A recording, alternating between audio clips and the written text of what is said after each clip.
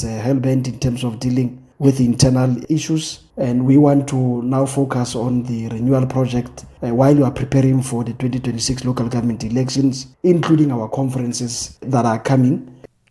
Struggle icon Reverend Frank Chikane has described the late Congress of the People leader Musiwa Lekota as a transparent person. Lekota died in a hospital in Midrand in Johannesburg in the early hours of yesterday at the age of 77. Lekota was the first premier of the Free State post-apartheid. Chikane reflects on his character. He was an honest person. He was very open, actually an open book. Terror was not secretive, and he played his cards very open. Even against the system, it was the same. When he went into government, he served as best as he could. And when he left and became leader of COPE, he still maintained his same demeanor of a person who's committed to the liberation of the people and changing the quality of life of people in this country. And finally, the US Senate has voted to support President Donald Trump's military campaign against Iran. Democrats say only Congress can authorize war, but Trump supporters say he's acting within his authority. The BBC's Simijola Osho has more. The resolution failed to clear the Senate, with 47 votes to 53. The division was almost entirely along party lines, with only one Democrat joining Republicans in voting against it, and only one Republican joining the Democrats in voting for it. Republicans dismissed the move as an attempt to handcuff the president. The focus now shifts to the House of Representatives. Recapping the top story, private investigator Paul O'Sullivan has apologized to Parliament's ADA committee for walking out of its hearings last week. For SAFM News, I am Anne Musa. It's a very good morning to you. In your SFM Sports headlines, cricket, Proteas coach Shukri Conrad admitting South Africa chose the worst moment to have an off night in the T20 World Cup semi-final.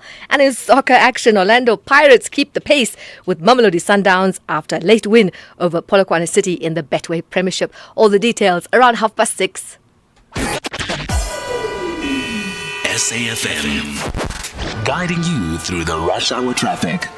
Very good morning. We start in Pretoria with some queuing pressure already on the mighty Mopani Highway, just backlogging at XX, and then a heavier queue as you line up down to SK and Pathlali.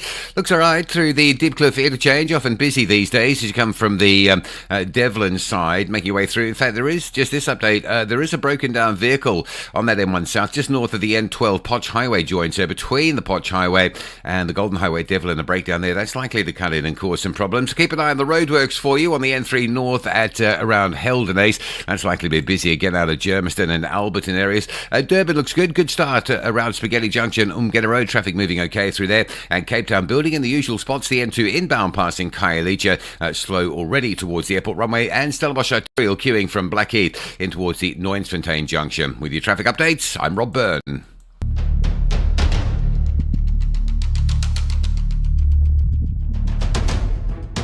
The Morning Brief with Thulasizwe Simelane. Weekdays, Monday to Friday, 6 to 9 a.m.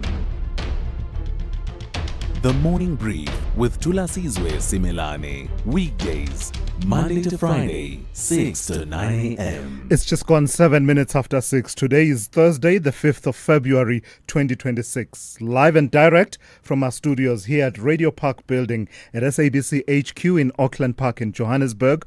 We are SAFM on 104 to 107 nationwide. While you slept, we scanned and scoured your locality, your province, country, continent, and the world. We carefully curated those news and current affairs developments that we believe will move the needle in your world today, and we've packaged them into this morning brief, which we now proudly present to you. Good morning, I'm Thulasizwe Simelane.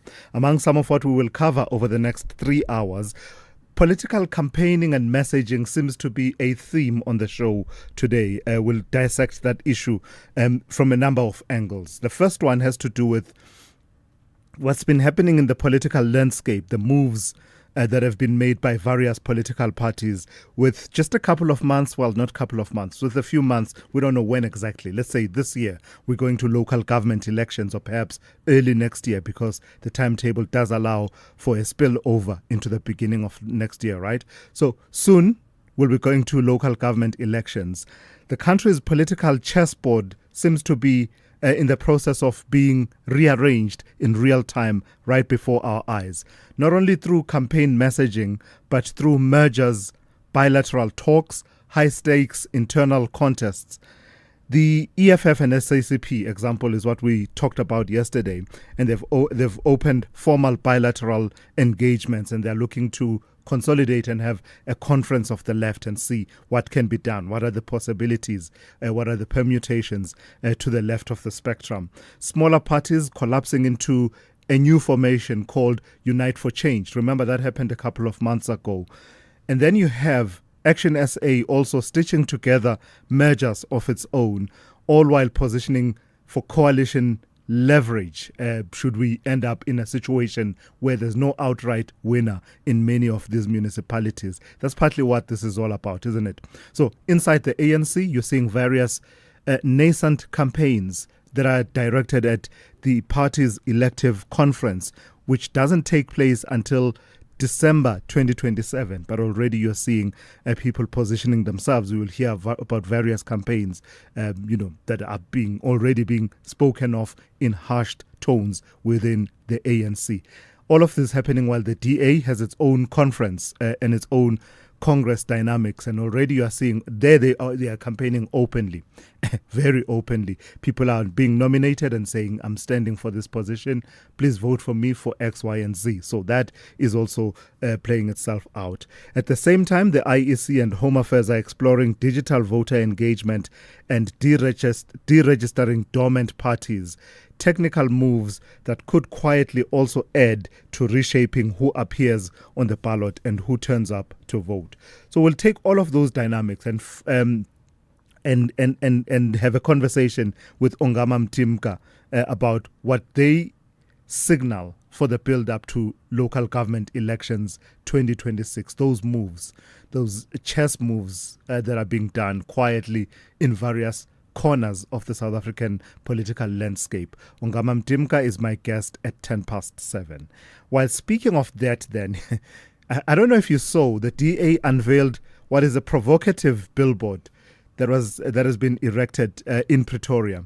And it has ignited a political storm in the province of Gauteng. It caricatures the Premier of Gauteng, Panyaza Lesufi, under the slogan, ANC showers in hotels, amid a deepening water crisis. The party says the campaign, the DA that is, says the campaign is meant to highlight what it calls an out-of-touch leadership. This is after, of course, Premier Lesufi remarked that he too experiences water outages and sometimes has to go to a hotel to take a shower to be able to be ready to honor his commitments. Lesufi has, of course, since apologized for any offense, saying that his comments were intended to show that the crisis affects everyone, the water crisis, that is, not to diminish the hardship faced by residents without reliable water.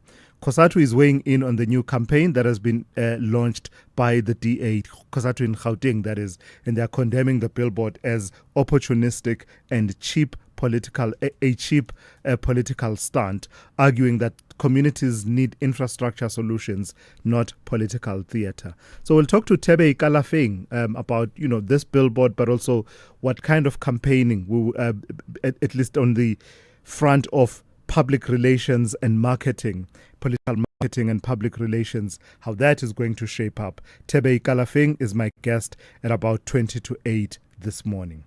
Then let me turn to a story that it refuses to go away.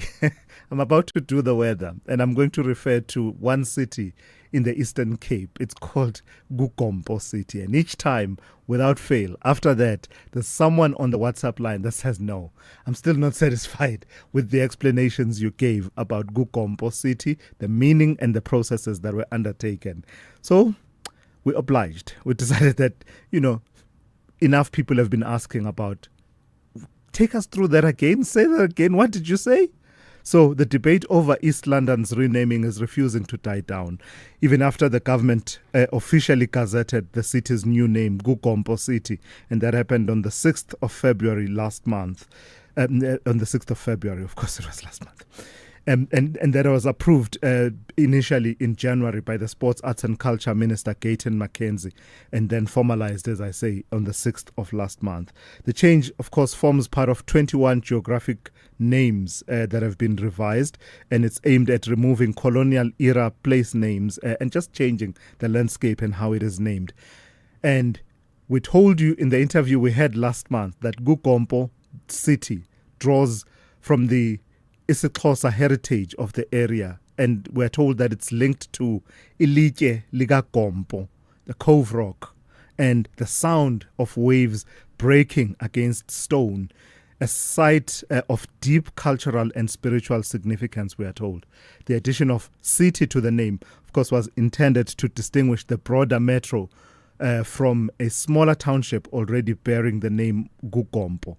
Yet despite the cultural explanations and formal approval, critics continue to question the costs and timing of the change, as well as the meaning of the name. So that's been the main theme that has come through. So what we'll do is we'll speak to Johnny Mohlala, chairperson of the South African Geographical Names Council, and Johnny Mohlala will speak to me at about 7:20. We'll go over this one more time. Hopefully this time around you will understand, even if you don't accept, right? We don't have to agree, as long as we understand one another. To the Morning Brief team, to your stations, please, for the takeoff. And Musa is good to go. She'll have news and your news updates at the top and at the bottom of every hour. Zaikan is watching your sport. And for a change, she's in studio. I almost fell over. It's been a while. That hasn't happened in a while. Rob Byrne is watching traffic for you and will report every 20 minutes or so. Ndauleng Lechela will keep you updated on where money is being made and lost today. She's got your business, economics, and the markets throughout the 3 hours. And of course, as always, Sipho Mantula at about 7:20 will come through with the Africa update, including the historical archive. We've given Melissa Puta, as I've said, we've given her a bit of a break. She's taking it easy, so no morning brief update for you this morning. Your calls, though, you can put them through to 086 000 2032. 086 000 2032. Your WhatsApp voice notes 0614 104 107. Let's get into it. The first hour of the morning brief starts now. Bafana are preparing for the 2026 FIFA World Cup, which will be hosted by the United States of America, Canada, and Mexico from 11 June to 19 July 2026. Bafana will host 2 international friendlies against Panama on Friday, 27 March in Durban at the Moses Mabhida Stadium at 7 p.m. and Tuesday, 31 March in Cape Town at the DHL Stadium at 7:30 p.m. Tickets are available at Ticket Pro at 80 Rand for adults and 50 Rand for children under 12. For more details, visit safa.net and Bafana on X. Catch the season premiere of Color Your Plate this Sunday evening at 7 as 4 hungry home cooks step into the kitchen to reimagine beloved family favorites in bold and unexpected ways. With the return of a Sterling from a previous season judging their every move, only one will earn the chance to progress and cook alongside them in the next round. Who will impress and take the first step forward? Find out on Color Your Plate, Sundays at 7 p.m, repeat Saturdays at 4:30, only on SABC2. Big stories of the day. #The Morning Brief. All right, let's give you an update from the Weather Service. And they've got 1, 2, 3 warnings, impact-based warnings that they've issued out. And in fact, one of them is really at the higher level of the alerts, right? So quite important, and you are to pay attention to those. It's an orange level 5 warning, and it is in place over the eastern parts of the Northern Cape and western parts of the Free State. That orange level 5 warning is for severe thunderstorms with heavy downpours leading to flooding of roads, settlements and low-lying areas, as well as damaging winds, large amounts of small hail and excessive lightning. And as I said, that is expected over the eastern parts of the Northern Cape and the western parts of the Free State. Then there's a yellow level 2 warning, and it is in place over the western parts of the Northern Cape, south to central parts of the northwest, central to western parts of the Free State, and central parts of the Eastern Cape. That yellow level 2 warning is for severe thunderstorms with heavy downpours leading to localized flooding of susceptible roads, settlements, low-lying bridges and areas, as well as possible strong damaging winds, hail and excessive lightning. Then there's a yellow level 1 warning, and that yellow level 1 warning, it is in place over the western and southern parts of KwaZulu-Natal, and it is for severe thunderstorms with heavy downpours leading to localized flooding of susceptible roads, settlements, low-lying bridges and areas, hail and excessive lightning. The rest of your weather looks like this.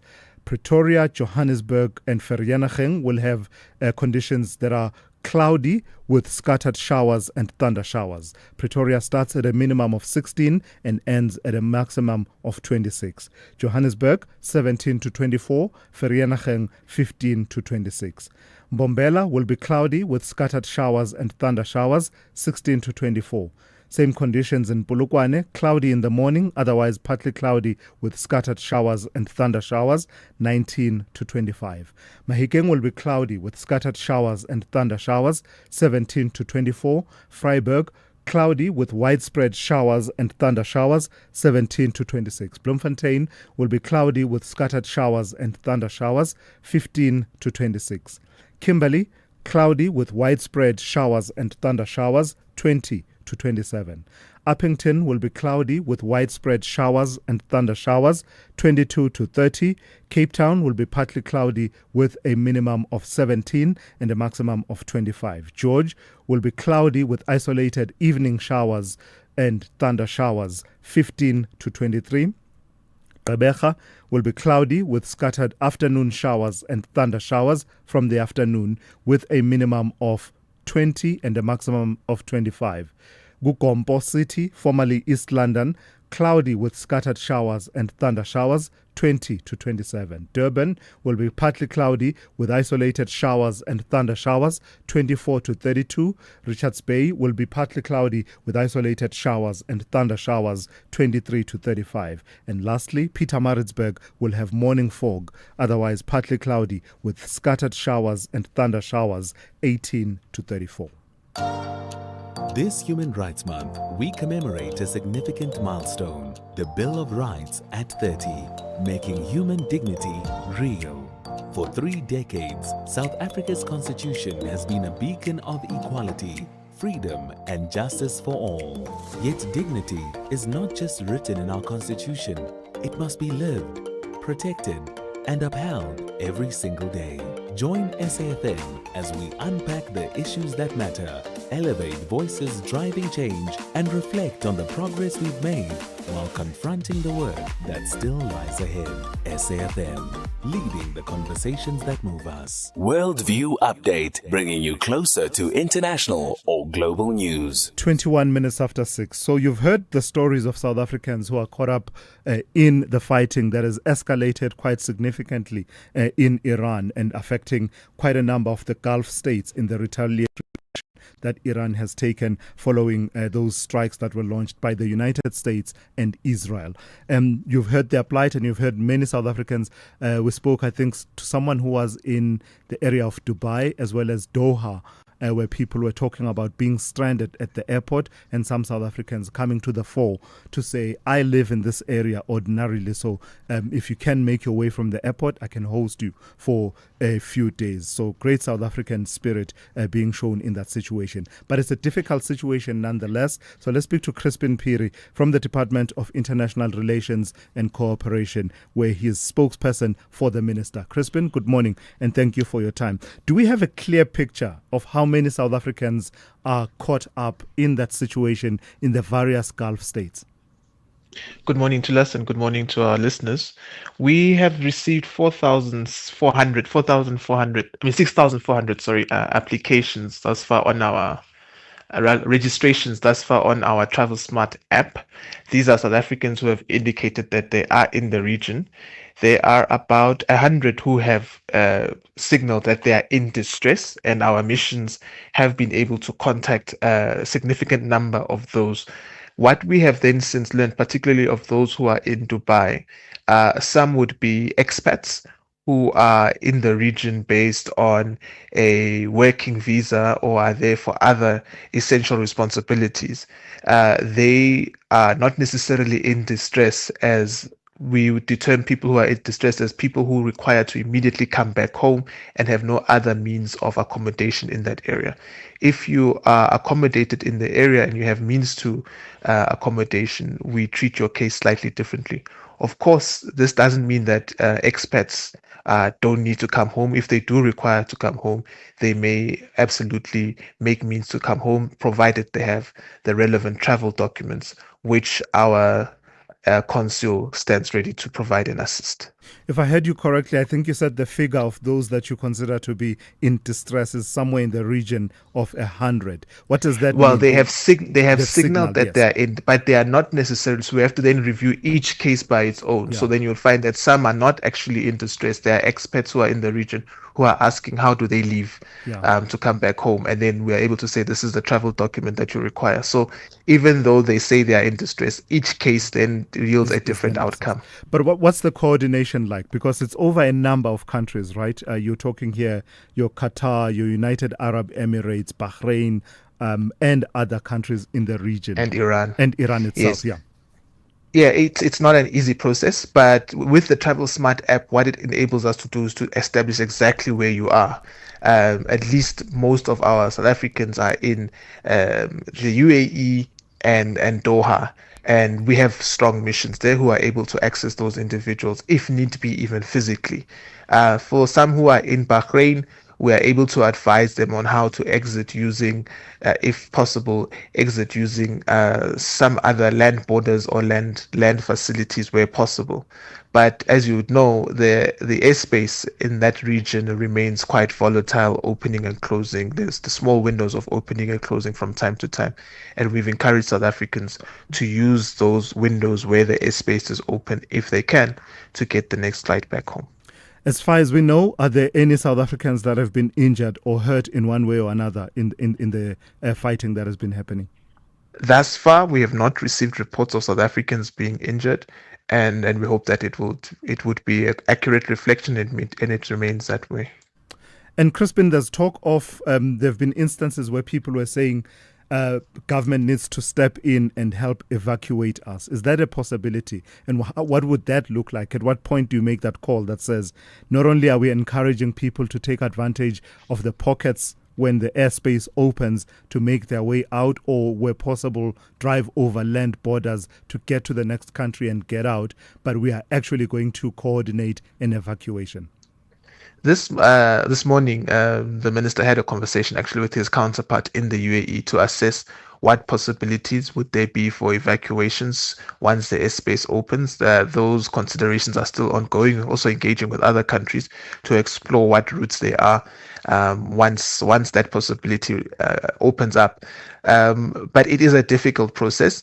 To get a plane over there. It's something that we would have to consider and, of course, find ways to fund. But it is at this stage not yet possible, but it's something that, should the need arise, the South African government would carefully consider and I think strongly be able to coordinate. And so if you don't mind, Crispin, I'd like to just pivot slightly and touch on another aspect of that situation in Iran and the Middle East. Yesterday, there was the meeting of the Hague group that took place. And I think we are are we co-chairing that meeting? We are co-chairing with Colombia, that's correct. And I saw some commentary that says, here we go again, South Africa entering the fray in as far as the situation in Iran is concerned. But was that meeting all about that, or was it about international law and Palestine? And if so, did this issue around what's happening in Iran and the Gulf region, did it come up? Correct, Thulas. This issue was about international law in general, and then, of course, with the specific situation in Palestine. You would recall that the Hague Group emanated from our case in the ICJ. A number of countries then called us to say, how do we coordinate the implementation of international law, specifically with regards to the July 2024 judgment of the ICJ, which speaks to the occupation of the West Bank, and the International Court of Justice has ruled that that is illegal. And so a number of countries approached us and said, how do we then implement international law? And Colombia then agreed to co-chair the Hague Group, and the Hague Group was formed. Yesterday was significant because we saw 40 countries forming part of this meeting, which is quite a significant number in The Hague.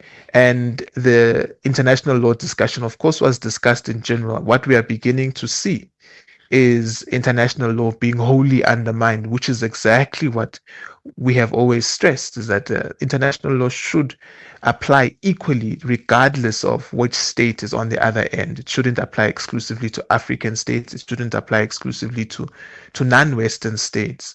As you would recall, Mark Carney said, we've always pretended as if international law applies to all, but it didn't. So the Hague Group, and this is something that African leaders have always said, the Hague Group is established to deal with those elements of international law.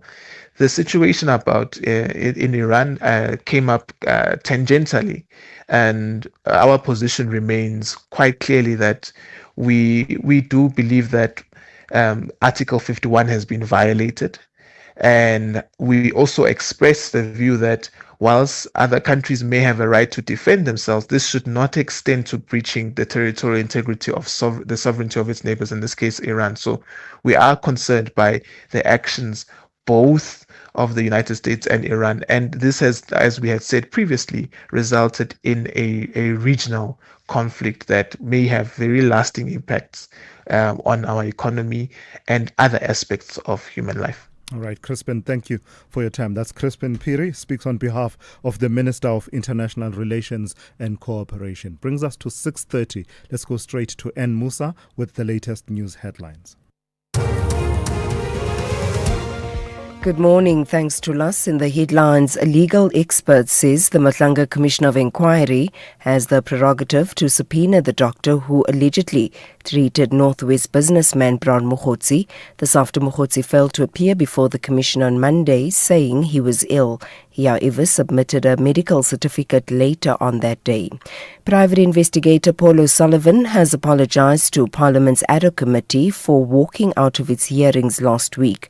O'Sullivan abandoned his testimony, saying he was rushing to catch a flight. And the US Senate has voted to support President Donald Trump's military campaign against Iran. Democrats say only Congress can authorize war. I'll have details on these and other stories at 7.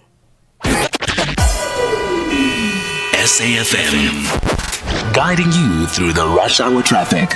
Yeah, very good morning. Big crash up in the Shishinguve side of Pretoria North region. It's on the Soutpan Road, the M35. Busy route, this one. Big crash just north of Hebron Road Junction. So if you're stuck in a bit of traffic out that side, that's what it is. Very serious collision, that one. The rest of Gauteng looking fairly normal, and that these days includes the roadwork disruption on the N3 North between Heldenace and Van Buren. So again, busy out of Alberton and Germiston. What you've been in for the last few days, you will be in every single day this time of morning until those roadworks are lifted and all lanes have been reopened. Durban, the N2 North, quite heavy coming out of Amanzimtoti, the N2 North up towards Prospecton, slower than you'd like. Just starting to build up further ahead of that between the M7 and Westwood Mall. And don't forget, this weekend, the N2 in Durban is closed from 6 p.m. on Saturday right through until 4 a.m. on Monday. Closed between Spaghetti Junction and Umgena Road for the demolition of the Wansbeck Bridge. That's going to be really disruptive. We'll keep reminding you about that. Cape Town, bit of traffic inbound today. The N2 queuing up through Khayelitsha. Stellenbosch Arterial Road, very heavy from Blackheath across the R300 down into the Delft Main Road Junction. That's a little bit unusual. And the N7, Jake Scoville Drive, queues these days and queues all day long into the roadworks, which have changed up around the Viking Road Junction or Viking Way Junction in Epping. Rob Byrne, SAFM Traffic. This is SAFM Sport with Zai Khan. Zai, good morning to you. So that thing in front of you is called a microphone. Those are headphones. No. That's what you're speaking to, that thing. Yeah, right there in front of you. We've got to take you through. We know that it's been a while. What's it called? Induction. She's not seen the inside of her studio in how many months? The show must go on. And then I caused disaster in the studio. Things are falling for me here in the studio. Yeah. Well. It's all in the excitement. You know, I have this effect on a lot of people, but let's just tell you that the Proteas fell. And they fell badly yesterday, guys. So What can I say? It's our coach, Shukri Conrad, at the moment, not feeling like the man of the match. He admitted they were not good enough last night. They crashed out of the ICC T20 World Cup in India to New Zealand. South Africa lost by 9 wickets in the first semi-final in Kolkata and were outplayed from the first ball to the end by a team they beat in the group stages. No, I don't think we were good enough on the night. Obviously, it would have been a nice toss to win, but that's no excuse. We didn't post anything close to what would have been competitive. We recovered nicely with Stubbo and Marco, but I thought New Zealand were excellent. Exploited conditions really well with their spinners up front, and we just never got out the blocks. So, yeah, full marks to them. They were a hell of a lot better than us tonight. All right, let's go to soccer action. Orlando Pirates remain top of the Betway Premiership after a 2-1 victory over Polokwane City at the old Peter Mokaba Stadium. Relebohile Mofokeng opened the scoring with his 5th goal of the season, just hours after being named Betway Player of the Month. Mamelodi Sundowns keeping the pressure on the top with a 2-1 win over Golden Arrows at Loftus Versfeld. Premier League action, Manchester City dropping valuable points in the title race with a 2-2 draw with Nottingham Forest. The result leaving City 7 points behind the leaders Arsenal, who beat Brighton 1-0 thanks to an early Bukayo Saka strike. Now Chelsea boosting their Champions League hopes. 4-1 was their victory over Aston Villa at Villa Park. And finally, we've got golf. South Africa's golf rising generation will be on display at the 20 million rand Joburg Open at the Houghton Golf Club. Young stars Aldrich Potgieter, Casey Jarvis and Jaden Shaper headline the field, showcasing the country's growing depth of talent. That's your sport. We'll swing back top of the hour. I'm Zai Khan. The Business Update on SAFM. Someone else who's not seen the inside of the studio in a while. Dowling, good morning. Gosh. You see, when so early in the morning, when people come to studio, we get excited. I even spill water all over the place. I shouldn't be saying that on the airwaves because it's misconduct and I might be charged. Yes. Well, there it goes. Dowling, let's talk U.S. labor market. Tell me about it showing signs of steadying. So for much of this week, Thulas, the spotlight has been on inflation risks tied to higher oil prices and geopolitical tensions. But the other side of the Fed's mandate employment is now back in focus, just ahead of the closely watched non-farm payrolls report due tomorrow. Now, new figures from ADP research show U.S. private companies added 63,000 jobs last month, the strongest gain since July and above expectations. While hiring remains moderate, the data points to a labor market that is gradually stabilizing after a soft patch earlier this year. Now, for the Fed, that resilience supports the case for keeping interest rates on hold. Policymakers have signaled that with employment broadly steady, their attention can remain on inflation, particularly any knock-on effects from elevated oil prices linked to Middle East tensions. Tomorrow's official payrolls data will be key in confirming whether this tentative labor market recovery is gaining traction. Let's talk about China. The thing about China and Dowling is that even when they lower their growth ambitions, they're still very high by our standards. Yes. Talk to me about them lowering their growth ambitions for this year.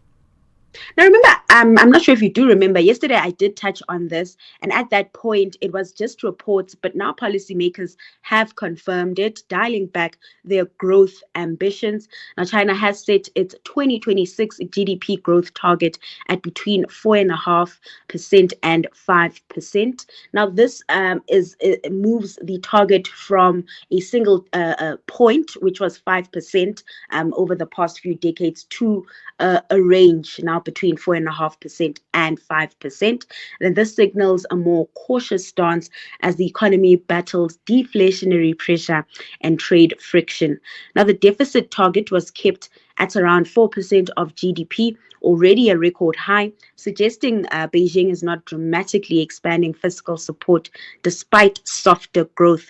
The inflation goal remains at roughly 2%, though price gains have been weak underscoring fragile domestic demand.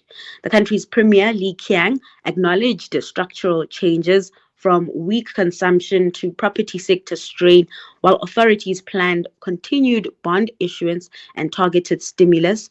The tone reflects a bit of a shift away from headline growth targets towards stability and quality. That economy has had, a tough time getting back on the proper road to recovery since COVID, especially with the property sector still under pressure.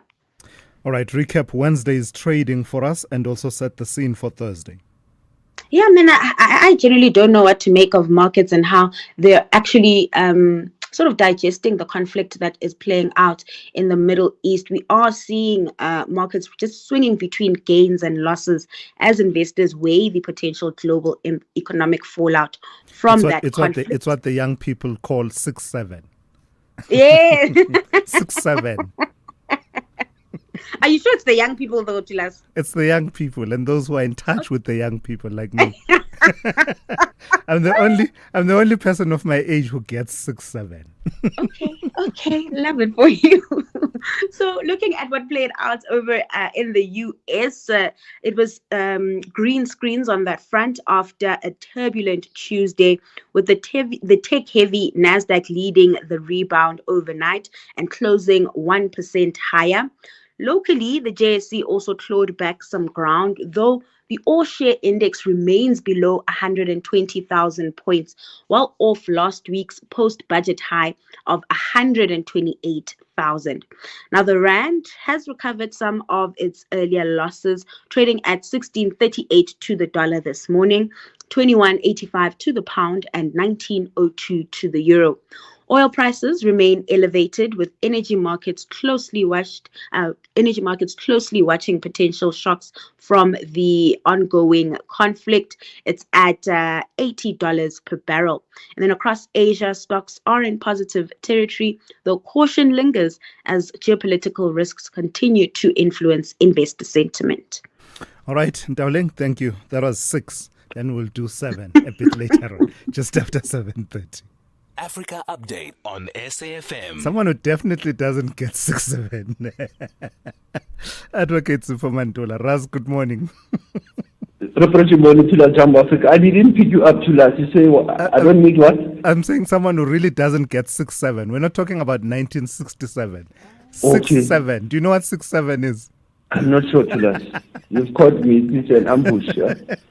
I don't worry. It's something that the young people these days do to grown-ups, to just frustrate the living daylights out of us. Let's talk about the SADC Council of Ministers. They are meeting, and this is happening here in Pretoria.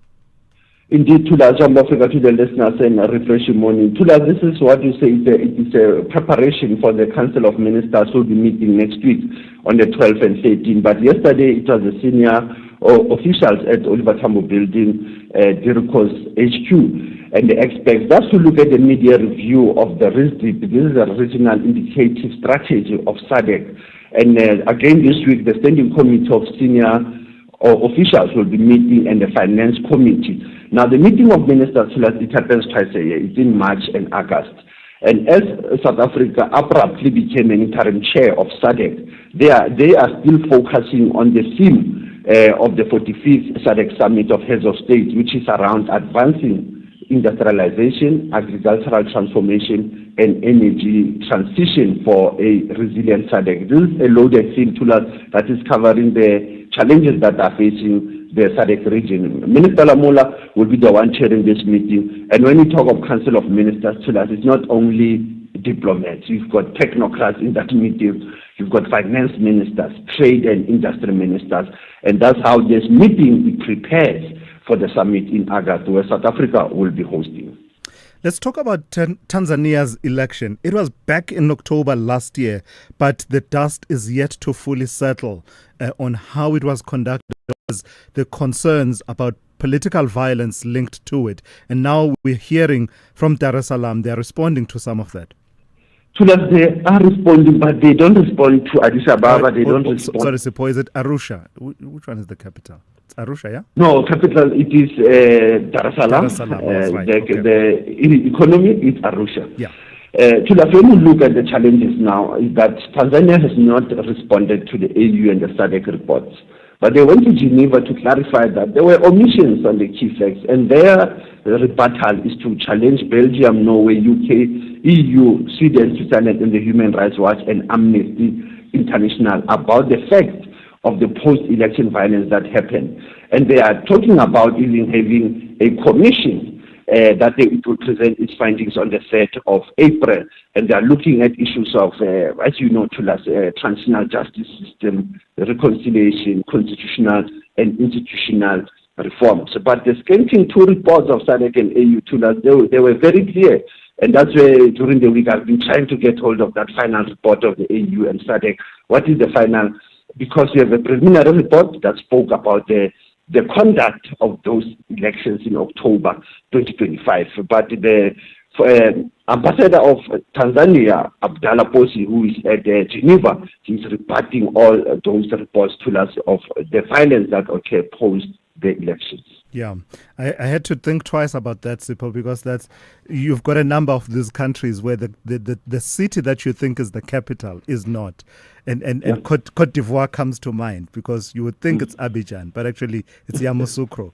Absolutely. Nigeria, you would think it's Lagos, but actually it's Abuja. Yeah. So I had that moment for a moment. Anyway, let's move on. Let's talk about Kenya hosting the UK, Finland for mediation talks. What's that about? Earlier when you spoke to Crispin, you were talking about the Hague Forum. But what Kenya Foreign Ministry did yesterday was to bring mediation experts from Britain, Finland, to look at what they call global dispute resolution mechanisms.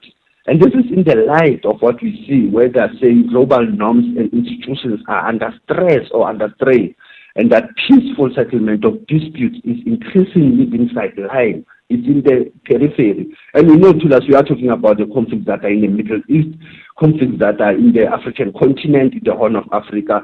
But I still ask myself, Kenyans, what is it from Finland and Britain can learn on indigenous dispute resolution mechanisms? That's the area I've been on, Thulas. I remember when I went to Mekele, we spoke about African dispute resolution mechanism. We are not an alternative dispute resolution. We have to frame it in a sense that it talks to our issues, like the conflict of Israel and Iran. You need to find an Iranian dispute resolution mechanisms that can converge with the one of US and Israel. But we already know the US and Israel is already on Operation Epic Fury. I don't know in your language, Thulas, how will you define Operation Epic Fury, but it is all about anger and coming rapaciously and militantly to the opposition. Lastly, Sipho, let's go to your historical archive. It stems from the 5th of March, 1990. What happened? This is when the former general and the president or the prime minister of the then fiscal, Brigadier Opa Joshua Tlozo, requested the then apartheid government to send troops to deal with the violence-ridden homeland. But a day before, Tlozo overthrew Lennox Sepe when he was on a state visit to Hong Kong. You see, military coups, they are not in the Sahel. On this show, Thulas, you have tried the military coup attempted military coup in Buputatswana, Transkei. Today we're dealing with Siskai. So the 4th and the 5th of March 1990, 36 years ago, it was that moment of the military overthrow of government. And that's where even this file that we're talking about is in the TRC report. If our listeners can just look at TRC report, volume 3, chapter 2, Thulas, that's where you find on the TRC final report the incident of today and yesterday, what happened in the former homeland of Siskai.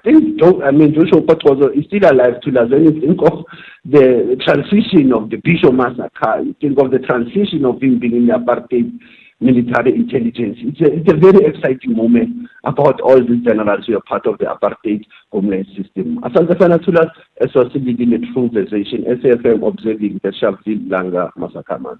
Sipho, thank you for that. That's Sipho Mantula with your Africa update this morning. This February, fall in love with the journey.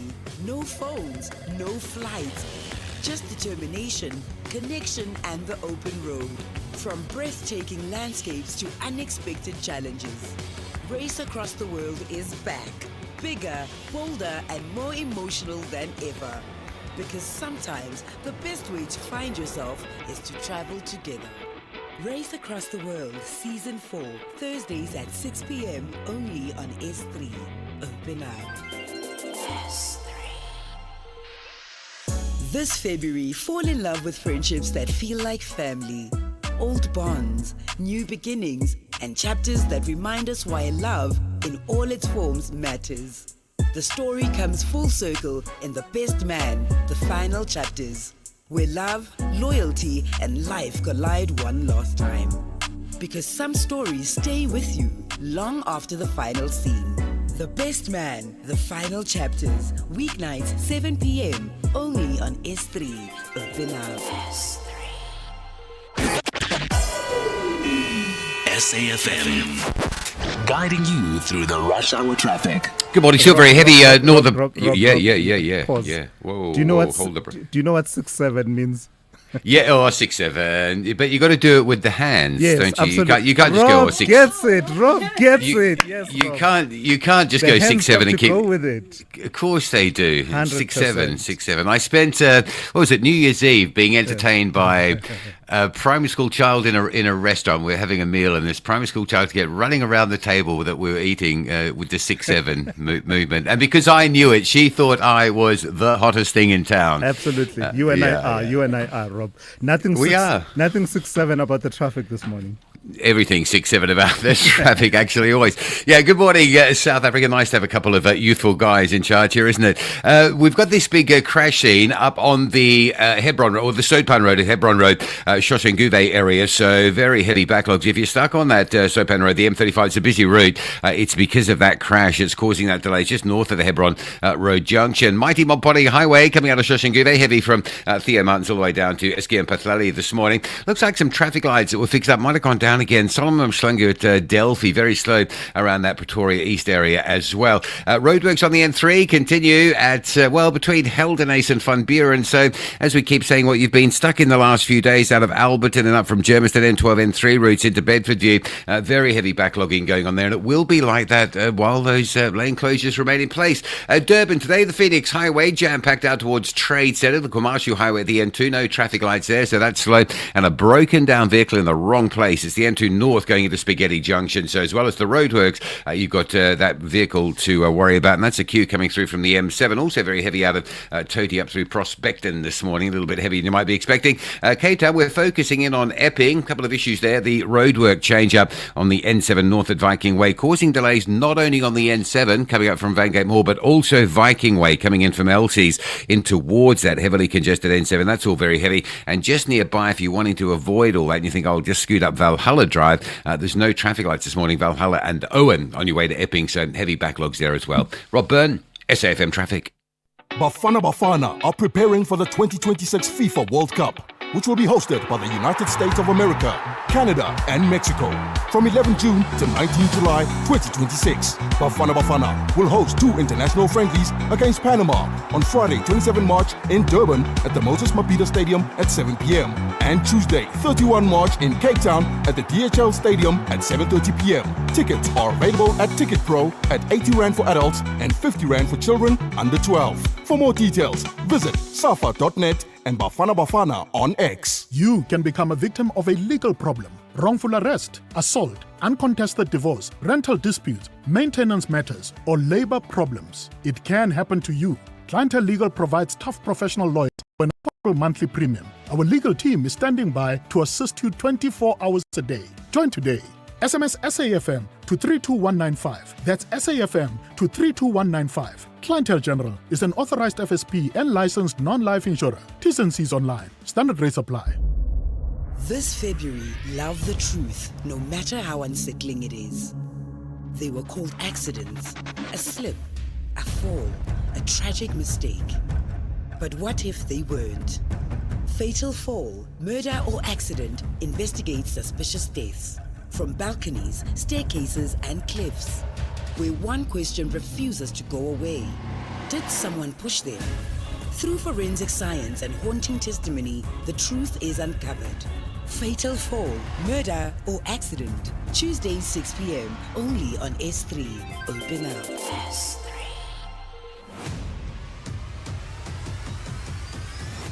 Thulasizwe Simelane is streaming live now on Facebook, YouTube, and X at SAFM Radio. Yes, I'm still harping on about 6-7.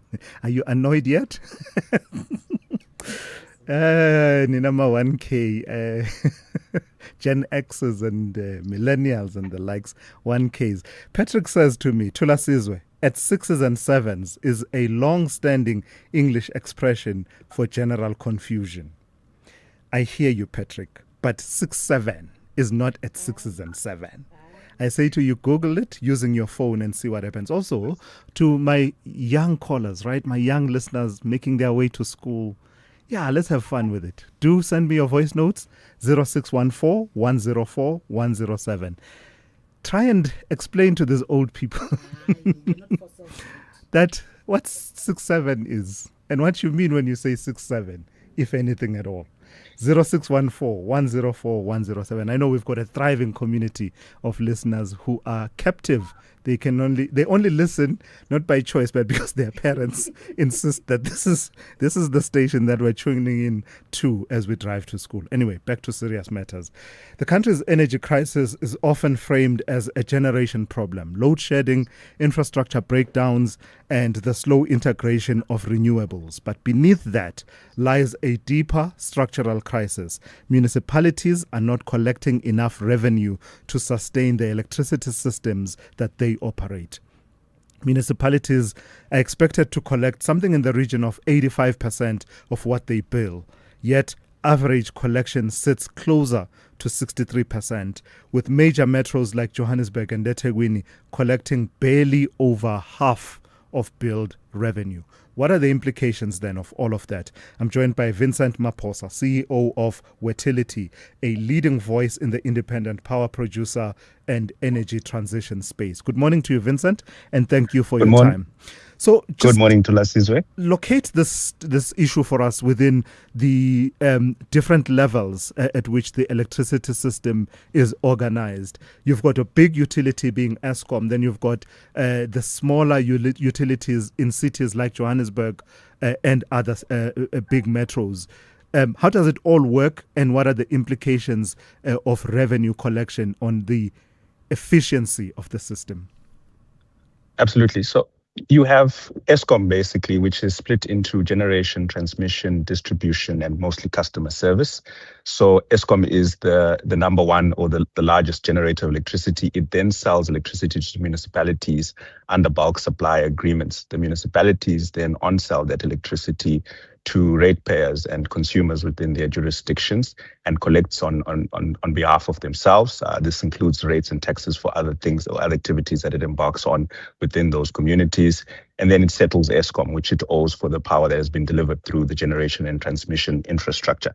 So currently you're sitting with municipal arrears of roughly 110 billion, which really reflects pressure across the value chain rather than just a single, institutional failure.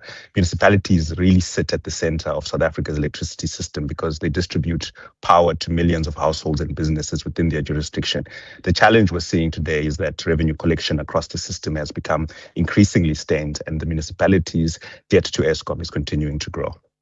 So what hinders the ability to collect? I mean, we were talking about the figures now that ideally municipalities should be collecting something in the region of 85% of what they bill, but collection sits closer to 63%. What explains that gap? Yeah, a significant part of it just has to do with consumer debt as well as its impact on the municipal cash flow. So the reality is, municipalities are carrying an extremely large debtors books. Nationally, the municipal consumer debt is over 416 billion, and 72% of that is owed by households. So generally, when customers struggle to pay their accounts, municipalities' cash flows become quite constrained. A second aspect is that over the years, electricity prices and rates that consumers pay to municipalities have increased quite significantly. So their inability to collect is also impacted by that, and it's really a significant revenue challenge. And then there's also So certain inefficiencies and fragmentation in the billing and payment systems that these municipalities have. Indeed, South Africa is one of the highest prepaid electricity meter penetration rates in the world of 81%, but that 19% still involves postpaid meters. But within that 81%, sometimes there are inefficiencies and inaccuracies, and some of the legacy infrastructure just needs to be taken a look at and potentially replaced with smart metering, as well as other collections and digital payment mechanisms to allow that to take place. So the conversation about reforming the municipal funding model, that conversation has amplified quite significantly in the last while. How important is it, and what implications does it have for energy security in the country? Yeah, it's an interesting question because, in Minister Kotongwana's 2026 budget speech on municipal reform itself, he explicitly talks about, working with local government to move towards performance-linked utility model for both services, water and electricity. I think you'll appreciate what's happening in Joburg, particularly around water. And really it's just about strengthening sustainability and accountability. And then there's also structural interventions that are taking place at municipal level. And these include support from national government and provincial government in certain cases. And you have Eskom also chipping in, looking at taking over some of the municipalities from an electricity payment perspective. So it has to be clear that the message is not necessarily punitive. I think it's just an acknowledgement that the municipalities need new tools and new operating models in order to succeed. And just performance linking their sort of performance, or at least linking performance to that, will definitely drive the reforms. And you were talking about the moves to prepaid, perhaps underpinning part of the change. What other interventions are possible within the space of harnessing technology? I think, as a player in the, call it, small-scale embedded generator space, which is primarily solar and battery hybrids, I think there's a way that you can combine the two and have, a consumer who can afford to pay for a solar system as well as power from the municipality have a combined bill, which is something that utility has been looking at. What it does is that it drives certainty. The consumer is able to look at their bill, understand how much they're paying for electricity, and then, basically be in a better position than having disparate bills, paying the municipality on one end, paying a solar service provider and the like. And that's a critical thing. I think the digital infrastructure that also enforces the financial discipline that consumers need to have around, the payment of their bills, on-time payment, and a broader understanding of what it means when you don't pay on time to a municipality that's serving yourself and serving many millions of other customers in that jurisdiction. And I think that education layer is also quite critical so that everyone pays their way. I think utilities are built under a principle which is the user must pay principle. And we strongly believe that the user must pay. They must pay a fair rate. They must pay a rate that is, determined. The cost of service study needs to be conducted for it to be a fair rate. But ultimately, the user must pay. All right. Thank you for that, Vincent Maphosa, CEO of Wetility, a leading voice in the independent power producer and energy transition space. Let's go straight to N. Musa with the latest news. Outsurance is in the business of saving you money on your car insurance premium. If they can't, ask for 500 Rand. SMS out to 30754. That's out to 30754.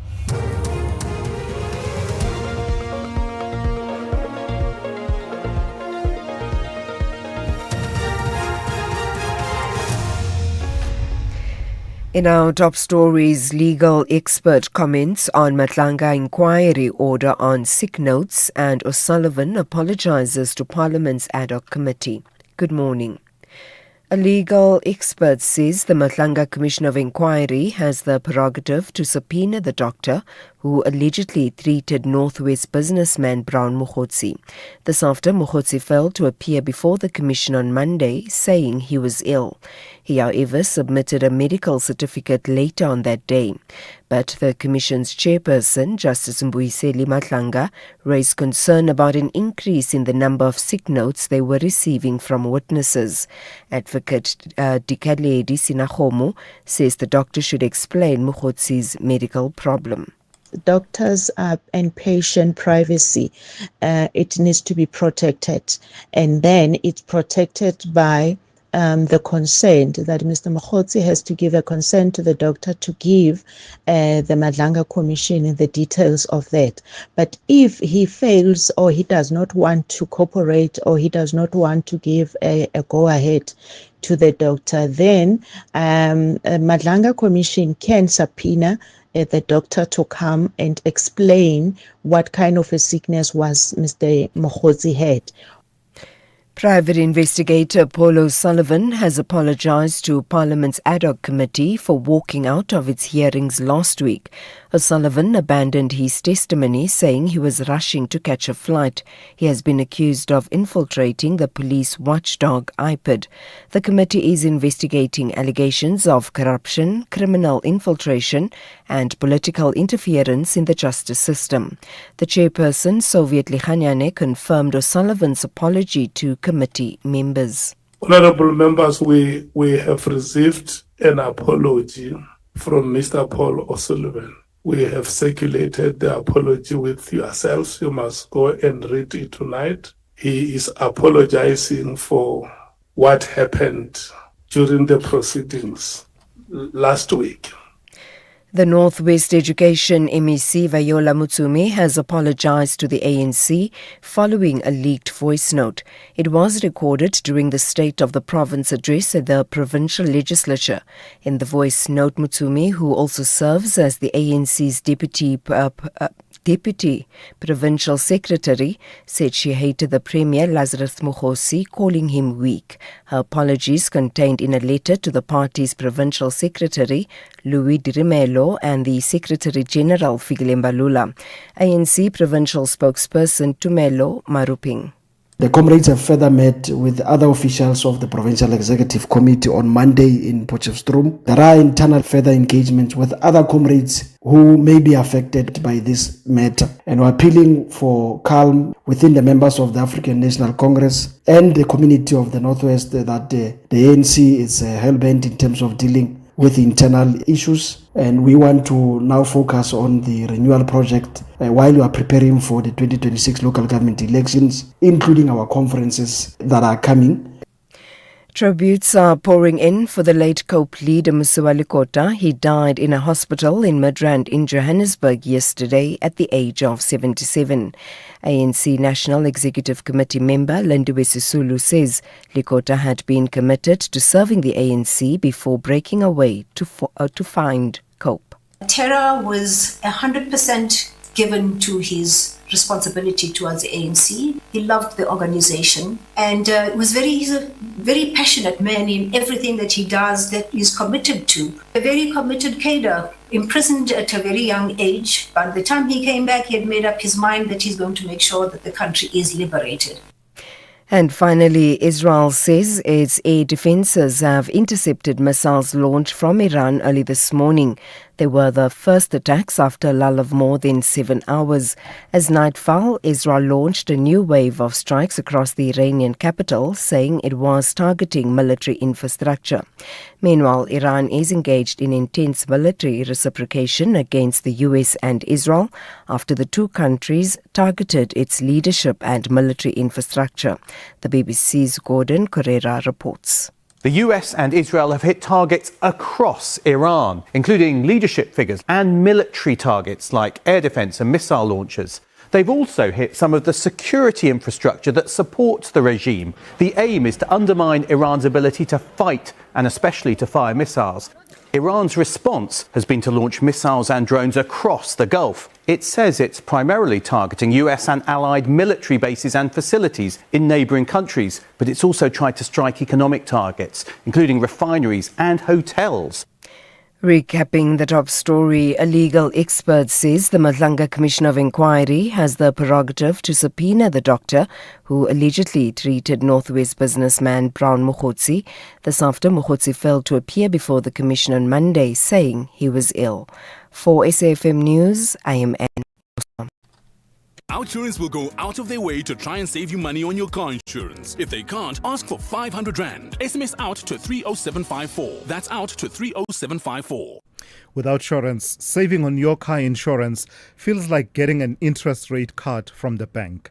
30-year-old Dineo saves an unbelievable 1,094 Rand on her 2025 Kia Sonet. Get a quote now, and if Outsurance can't save you money, ask for 500 Rand or 1,500 Rand if you've been claim-free and with the same insurer for 3 years. Get savings or cash. SMS out to 30754. That's out to 30754. Outsurance, licensed insurer and FSP. T's, C's and information online. Very good morning to you in your SFM Sports Headlines. Soccer action. Orlando Pirates keeping the pace with Mamelodi Sundowns after a late win over Polokwane City in the Betway Premiership. And cricket, Proteas coach Shukri Conrad says South Africa chose the worst moment to have an off night in the T20 World Cup semi-final against New Zealand. We'll have details around 7:30. SAFM, guiding you through the rush hour traffic. Good morning. No change on the N3 running north out of Germiston and Alberton. Off the N3 and N12 routes via Elands interchange, congested all the way past Cement Factory through Heldnays up into the roadworks by Van Buren Road.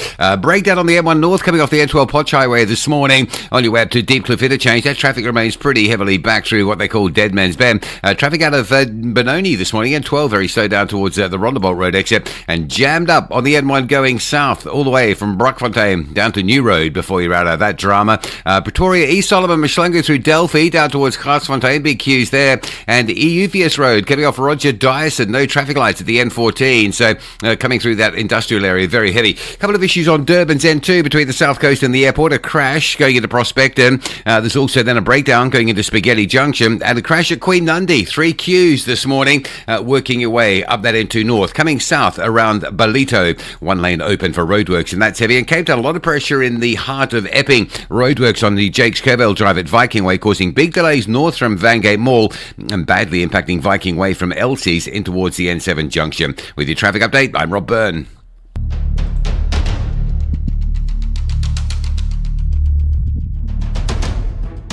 The Morning Brief with Thulasizwe Simelane. Weekdays, Monday to Friday, 6 to 9 a.m.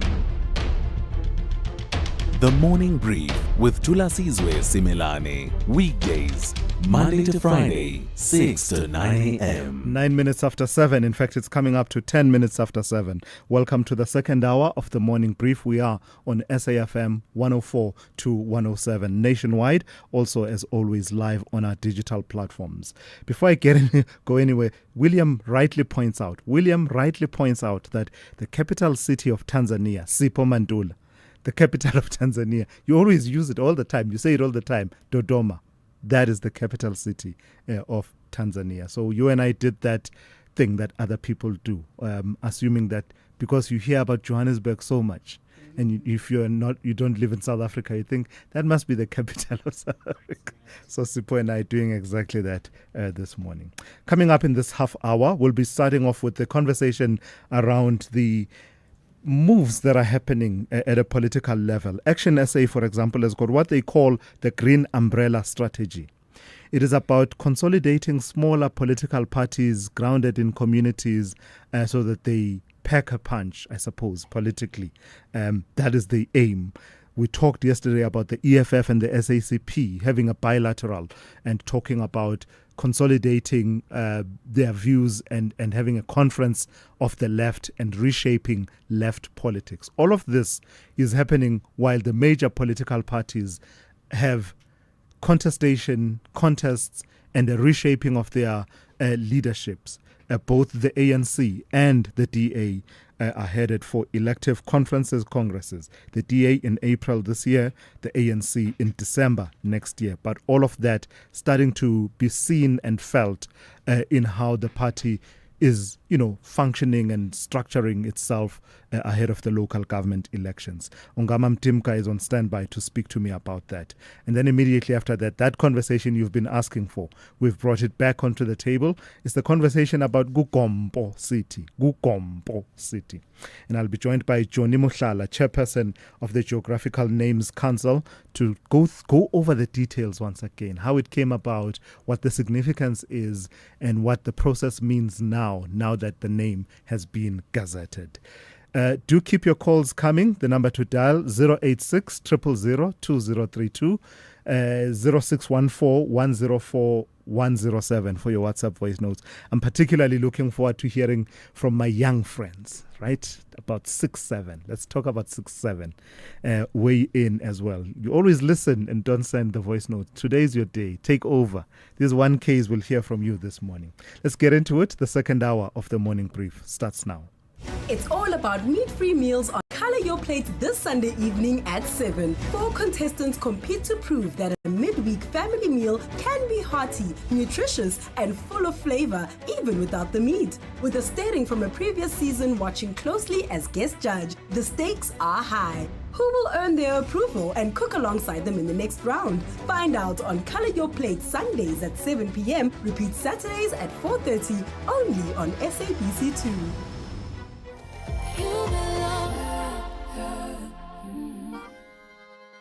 When music meets nature, something unforgettable happens. Symphony by the Water, a world-class live music experience set against the breathtaking beauty of Midmar Dam, featuring the KZN Philharmonic Orchestra,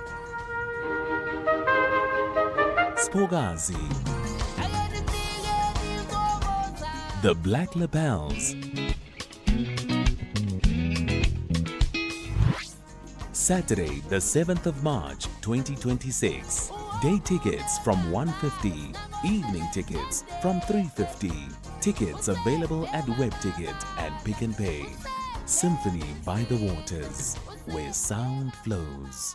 Precision meets creativity on Color Your Plate this Sunday evening at 7. 4 contestants must create a gourmet meal using every part of the ingredients they choose. With the steering from a previous season judging their work, only one will advance. Who will impress and secure a place as their partner in the next round? Find out on Color Your Plate, Sundays at 7 p.m. Repeat Saturdays at 4:30, only on SABC2.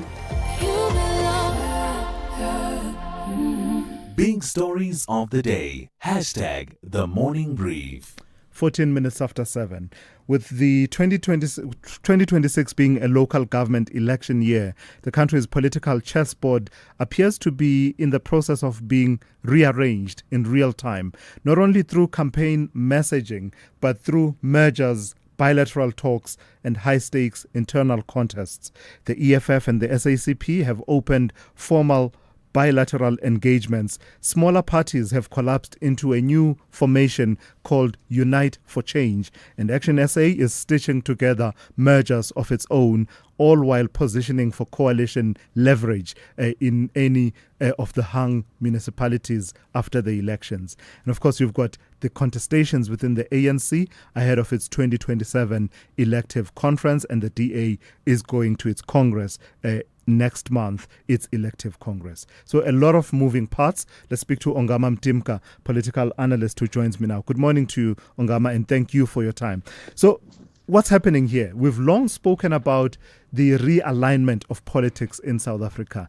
Would it be overstating it that they are the beginnings, at the very least, of this realignment? Morning to you, Thulas, and your listeners. So when I started working around the concept of dynamic fragmentation, writing about South African politics, I was focused on the permanence of short-lived, or what is called small parties around the world, and how these small parties are a permanent feature of our democracy, even though particular small parties come and go.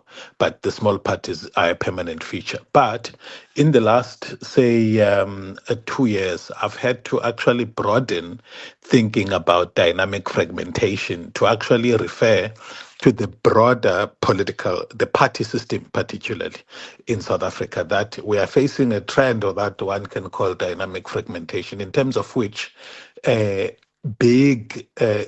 idea of big parties that can command majorities is seemingly, at least for the next 10 years, something that's not going to be a feature of our democracy.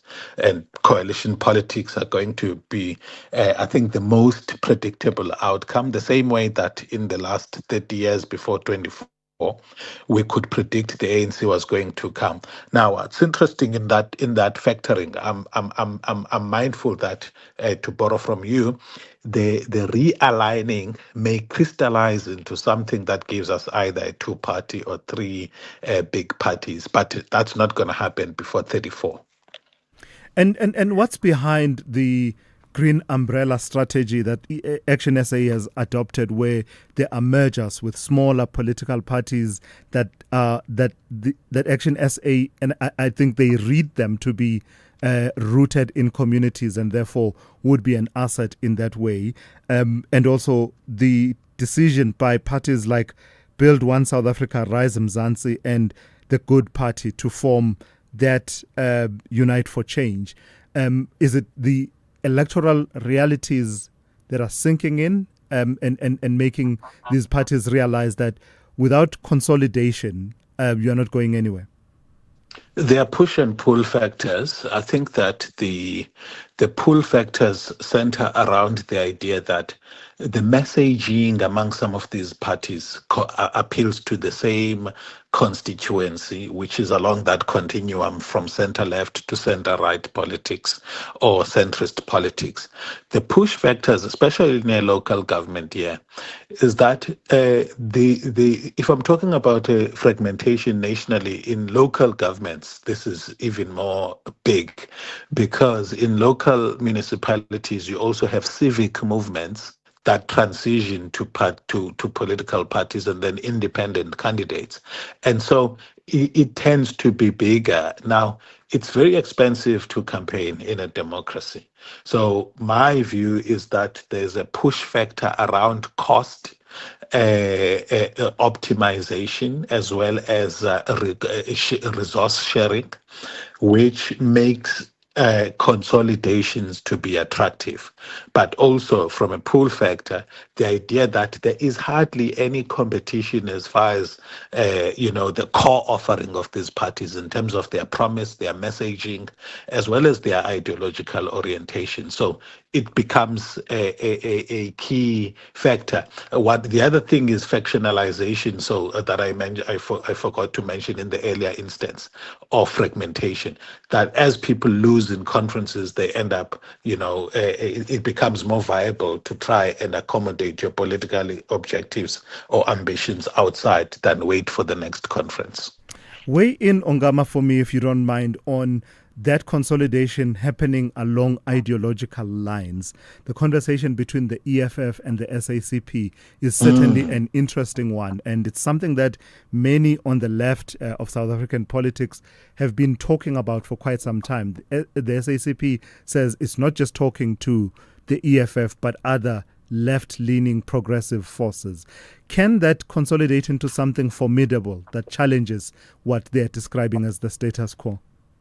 I have two scientific journal articles here on this phenomenon. And the key for me is that the left in South Africa has had very arrogant politicians who competed on the basis of who was more left than the other. And therefore, that logic precluded any sense, formation of alliances that are sustainable, that can keep the organizations together. So in the formation activities, you had the Socialist Revolutionary Workers Party. In fact, in 2016, you had the United Front, then the Socialist Revolutionary Workers Party that came into the scene saying everybody else was bourgeois and they wanted to be the main leftist organization. And there was no talk whatsoever among these parties. Now that they are talking, at least the EFF and SACP on one side, and then sometime last year, COSATU as well as SAFTU were exploring potential for coming together.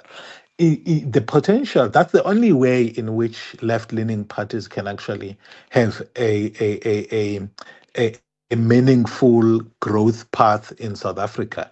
I always knew that even the EFF was going to have a plateau because voters have proven over time, both black and white, are center-left to center-right. So opportunities on the left of the mainstream parties, DA and ANC, are there, but in a fragmented left grouping, they tend to be less optimized. And I think that even though they are speaking now, when the rubber hits the road and politics of egos, who must lead, who must not, what policy, bouquet to offer to South Africans, that's when these alliances actually collapse. All right, I've got to leave it there this morning. Always great talking to you. Dr. Ongama Mtimka, political analyst, they're weighing in and dissecting some of the moves and shifts that we are seeing very early on in the electoral calendar of 2026. Using Scholar Transport comes with responsibilities. Every learner has a role to play in keeping themselves, their friends, and the driver safe. Stay seated and behave responsibly.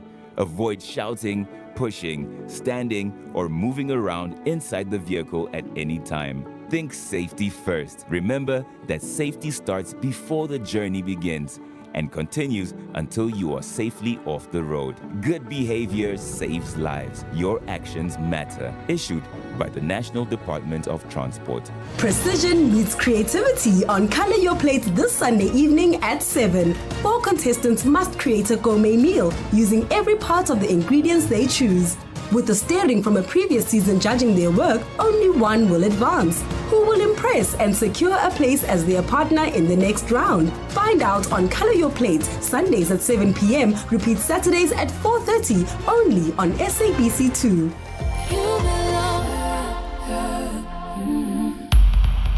Thulasizwe Simelane on The Morning Brief. Weekdays, Monday to Friday, 6 to 9 a.m. 23 minutes after 7. A provocative billboard erected by the Democratic Alliance in Pretoria has ignited a political storm in the province of Gauteng, caricaturing Premier Panyaza Lesufi under the slogan, "The ANC showers in hotels," amid a deepening water crisis. The party says the campaign is meant to highlight what it calls an out-of-touch leadership, after Lesufi remarked that he too experiences water outages and sometimes showers at a hotel in order to be able to honor his commitments. Lesufi has since apologized for any offense, saying his comments were intended to show that the crisis affects everyone, not to diminish the hardship faced by residents without reliable water. Kosatu in Gauteng is weighing in on the latest billboard by the DA, condemning it as an opportunistic and a cheap political stunt, arguing that communities need infrastructure solutions, not political theatre. So what's happening here? Let's speak to Thebe Ikalafeng, internationally recognized branding strategist, speaker and author. Thebe, good morning and thank you for your time. He walked right into that one, didn't he? And are you surprised that the DA would latch onto it so fast? No, not really. I mean, if you think about it, politics or campaign is about contestation. It's about contrast. So, and the best campaigns simplify issues and policies into very powerful symbols that people can connect to. And now if you look at this particular campaign, it's a beautiful contrast between the haves and the have-nots, luxury and basic services. So if I were on the DA side, of course I would have gone for it. That's what you do. It's about it's about looking at those simple opportunities and say, how can I take advantage of the mishaps or the missteps by the opposition? It doesn't, though, Thebe, follow the traditional route one of political campaigning, that tell the voters what you will deliver. It goes the route that says, that contrasts, that says, compared to those guys, you don't want those guys who are out of touch, without necessarily emphasize. It then says, of course, vote Helen Zille for, to ensure, vote the DA, something along those lines, to ensure that water flows out of taps as opposed to having to go to a hotel. But it's not a straight down the line, here's what I'm offering.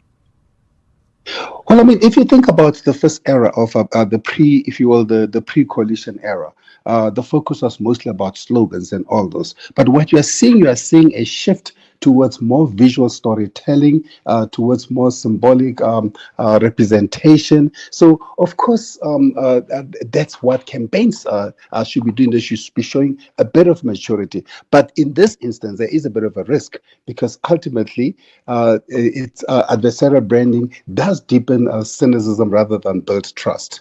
Because many of the parties that we talk about ultimately get into a coalition. And then the question is, but I thought you said, and as we've seen already in South Africa so far. Does this kind of marketing, political marketing work with the South African electorate, the comparative marketing style? I think it's quite big in the United States, but does it work in South Africa? It works in terms of getting the attention.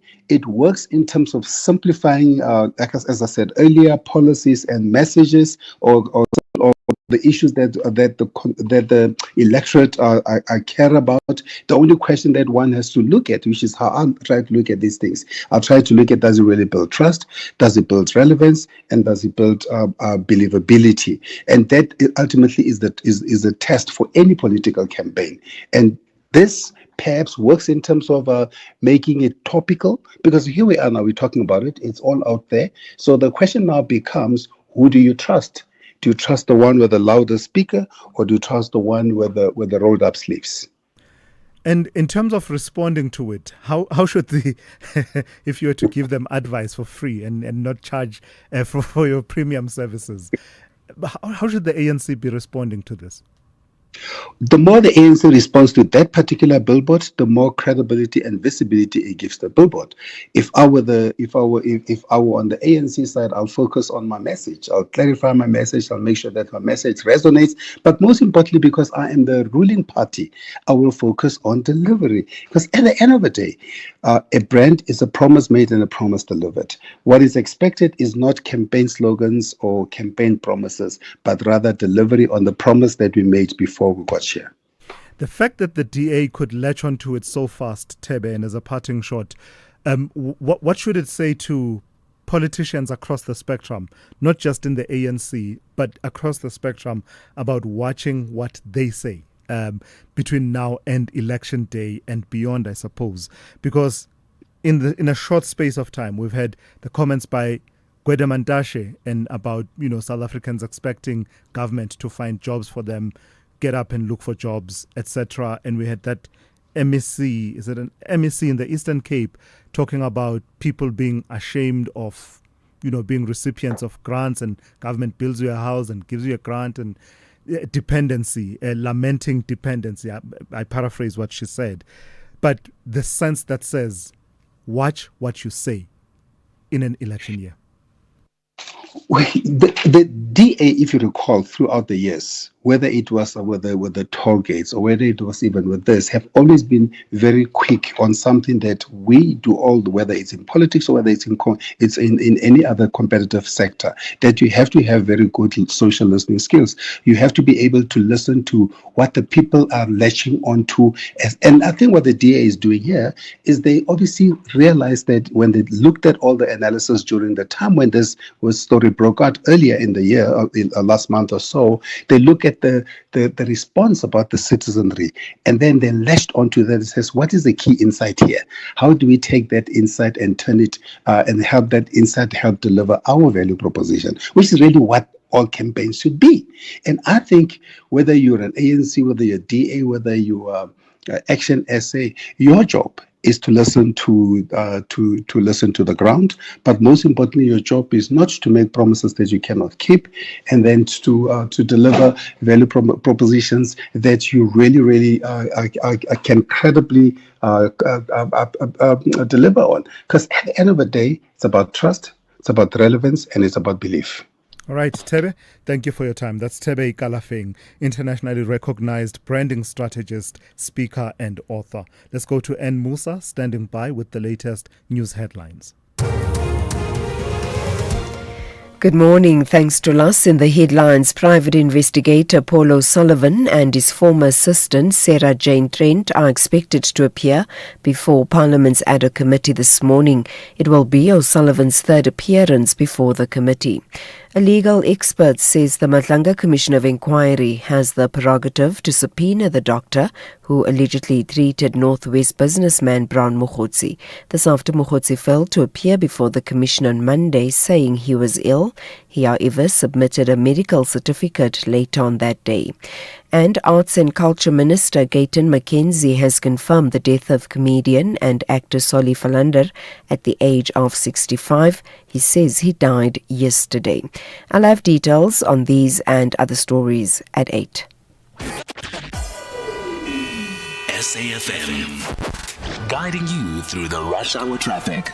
Good morning. Very heavy if you're leaving Soweto side of Joburg, wanting the M1 up towards Randburg. It's jam-packed today from Diepkloof interchange all the way passing Soweto through Maresburg and up to around the Gordon Road exit before you feel you're out of that. It really is an unusual backlog, but quite heavy. The N3 is under pressure as well. There's a crash on the southbound side at Marlborough Drive. So coming off Buccleuch on your way down to Edenvale, that is slow. And everybody going north, a great big volume of that's having a look at it. So from Galuli's heading up through heading up through Edenvale and Alex in towards Zimbra Park, very slow as well. N12 out of Benoni through Boxburg, that stays fairly busy this morning, and no lights if you're reading into Randburg on Huntscooman at Malabongwe. That run in from Easterhout, Rampark Ridge side, quite heavy as you get onto Huntscooman and line up into that Randburg junction. N14 on your way to Pretoria, queuing heavily today up to the Brakfontein interchange. The N14 north to Eufys, queues there. No traffic lights on Eufys Road at the N14, so a lot of congestion in that part of the capital. Durban this morning, if you're on your way out from the south coast towards the airport, a lot of traffic. Prospecton side, 20 Hill Prospecton, still slow but getting better.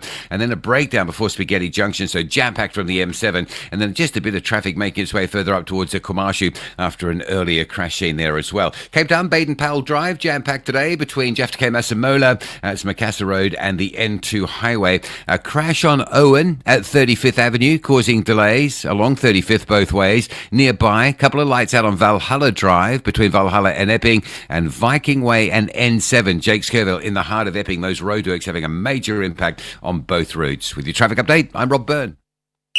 This is SAFM Sport with Zai Khan. Zai, good morning to you. So it was a moment of magic from Patrick Maswanganyi in stoppage time, yeah? Woohoo! I mean, look at it. He clearly left it for the late drama, and we love it. Thulas. Pirates doing their best work right at the death. So exciting things as always happen in the Betway Premiership. If you didn't know, Pirates top off the Betway Premiership. 2-1 was their victory over Polokwane City at the old Peter Mokaba Stadium. Relebohile Mofokeng opened the scoring with his 5th goal of the season, just hours after being named Betway Player of the Month.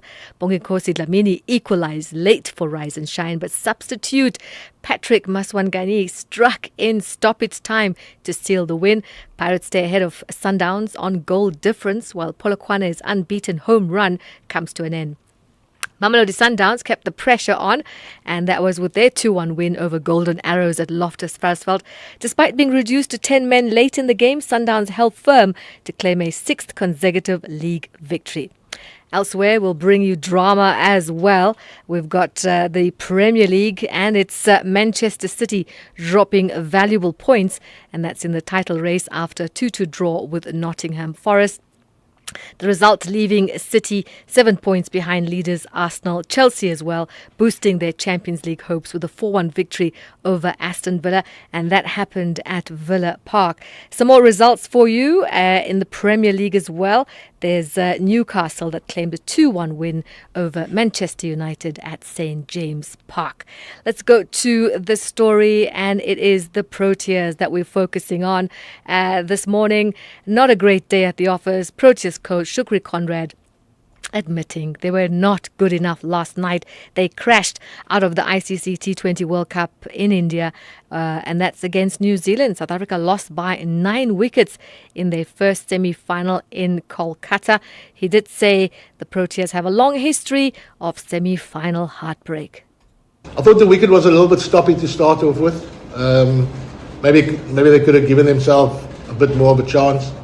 But I mean, it's nothing deliveries that get wickets, you know. But such is the nature of T20 cricket. You have a bad couple of overs and then you're struggling to pull it back. But definitely got nothing to do with nerves and the sense of occasion, nothing like that.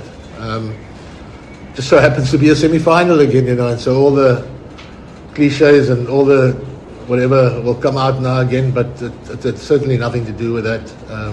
New Zealand were excellent tonight. And the other semi-final will be today between India and England. And finally, tennis. Russian stars Daniil Medvedev and Andrei Rublev have withdrawn from the Eisenhower Cup exhibition at Indian Wells due to travel disruptions linked to the conflict in the Middle East. Airspace closures across the Gulf delayed their arrival in the United States. Both players are expected to compete in the main singles draw, and that's starting tomorrow. That's your sport. We'll serve it up top of the hour. I'm Zai Khan. The Business Update on SAFM. Darling, good morning to you once again. It's people like you, and you know exactly what I'm going to say. People like you, at the end of the day, stop by a Woolies, not cooking, pick up food. Therefore, Woolies Food has done well. But also, the other story has been their Australia unit and the clothing division. Tell me how those two stories are turning the situation around at Woolies. So those two stories pulling their weight and helping Woolies deliver a near 10% jump in earnings, fueled by solid food sales and improving apparel momentum. Now, food remained the standout performer, with turnover and concession sales up 7% on market share gains and volume growth. Online sales, online sales through Woolies Dash, that is, jumped 23%, now accounting for 7.2% of food revenue. In South Africa, fashion, beauty, and home grew 6.2%, outperforming the broader apparel market. Meanwhile, Australia's Country Road Group returned to growth after restructuring, with both sales and profits edging higher. But it's not all rosy, as margins remain under pressure due to once-off property income in the prior year, increased promotional activity, and a constrained consumer. So you see, this is why we're at Woolies Food, because there's increased promotional activity. Don't get it twisted, Thulas. Now, so it's got nothing to do with affordability. No. Despite this, the retailer is cautiously optimistic about the next 6 months, expecting even further growth in its clothing unit, a segment that hasn't particularly been shooting the lights out.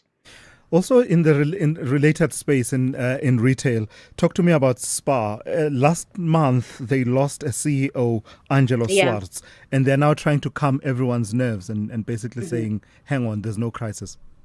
Exactly that, Thulas. The group has moved to reassure shareholders at its AGM yesterday, following the departure of former CEO Angelo Swartz, outlining a clearer path to stabilize and rebuild the business. Newly appointed Chief Executive Reza Isaac told investors the priority is accelerating the turnaround at Spar's core Southern African operations, with a strong focus on operational discipline, margin recovery, and retailer alignment. Now, Isaac, previously the group's CFO, takes the helm as Spar completes a strategic reset that has seen it exit Switzerland and Poland, with the disposal of its Southwest England business at an advanced stage. The group has more than halved its debt over 2 years, positioning itself as a leaner, more cash-generative operation. But heavy promotional activity in a competitive low inflation environment has weighed on margins. Now, management says it is tightening its commercial approach to ensure revenue growth translates into profitability. Lastly, Ndawling, how are the markets looking at this hour? Starting in Asia, stocks rebounding, but geopolitical risks still linger. Investors on that front also digesting China's decision to change its growth target. With that, the Shanghai Composite and Hong Kong Hang Seng are in the green, up 0.8%. Over on Wall Street, focuses on the labor market, while private sector jobs growth showed, the private sector showed growth in terms of adding more jobs than expected. The real test is tomorrow's print, when we get the non-farm payrolls. Ahead of that, futures are in the red, surprisingly so, after a positive finish yesterday. And then coming back home, stocks also staging a rebound here, with the all-share closing 0.96% higher in yesterday's session. The local unit retracing losses at 16.41 to the dollar this morning. 21.87 to the pound, and 19.07 to the euro. Oil in the meantime holding on to gains and trading around that $80 per barrel mark. Ndawling, thank you for that. That's Ndawling Lechela. Look out for more updates and insights from her in the last hour of the show, just after 8:30. This February, fall in love with friendships that feel like family. Old bonds, new beginnings, and chapters that remind us why love, in all its forms, matters. The story comes full circle in The Best Man, the final chapters, where love, loyalty, and life collide one last time. Because some stories stay with you long after the final scene. The Best Man, the final chapters, weeknights 7 p.m. only on S3 of the Love. Drivers of Scholar Transport vehicles carry a special duty of care. The lives entrusted to you demand professionalism, discipline, and unwavering responsibility. Every Scholar Transport driver must therefore comply with the following requirements. Assist learners during pickup and drop-off, including ensuring safe crossing at pedestrian crossings where applicable. Under no circumstances may a Scholar Transport vehicle be overloaded. Remain sober, medically fit, and free from any disqualifying convictions or impairments at all times. Every journey is a responsibility. Every child's life matters. Issued by the Department of Transport. SAFM, in partnership with Symphony by the Water, taking place on the 7th of March at Mid-Madam, is giving away 15 double tickets to see an incredible lineup of South African artists, supported by the KZN Philharmonic Orchestra. To win tickets, send a WhatsApp voice note to 0614 104 107, telling us which artists will be performing on the day, and sing a line from one of their songs. Winners must be based in KwaZulu-Natal and must be able to get themselves to the venue. Terms and conditions apply. This is Thulasizwe Simelane on the Morning Brief. It's coming up to 16 minutes to 8. The debate over East London's renaming is refusing to die down, even after the government officially gazetted the city's new name, Gugompo City, last month. Approved in January by Sport, Arts and Culture Minister Gayton Mackenzie and formalized on the 6th of February, the change forms part of 21 geographical name revisions aimed at removing colonial-era place names.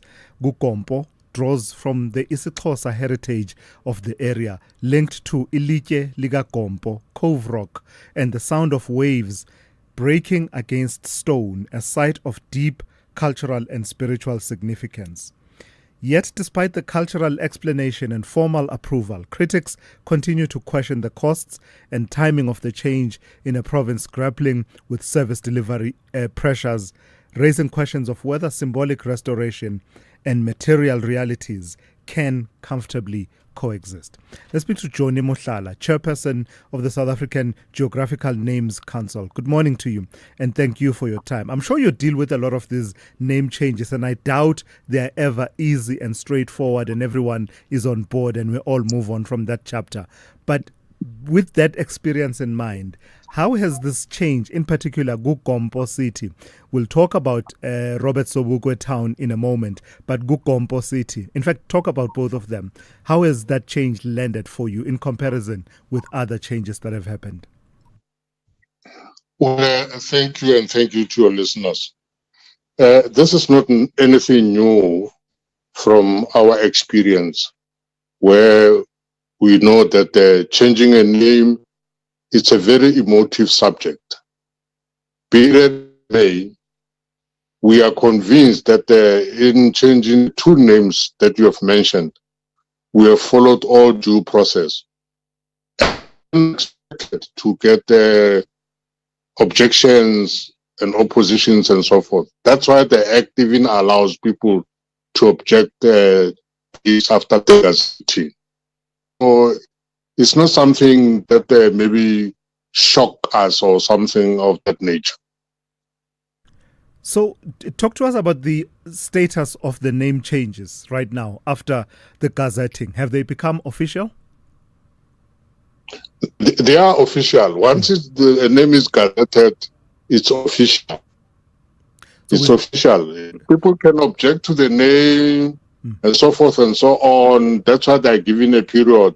But at the point where the name is gazetted, the name becomes official. Even on mapping and so forth, the name becomes official. Even on weather reports, the name will be Kukumbo. Yeah. The line is letting us down a little bit, and I wonder if we shouldn't call you on a traditional line, given the importance of this conversation. Let's put Johnny Mohlala on pause and try and dial on a traditional line as opposed to WhatsApp, because so many people have been crying for this conversation, and therefore I wouldn't want to miss the opportunity when we actually have him on the line. So we'd rather try and get it officially. So you see, I wasn't wrong, okay? I wasn't wrong.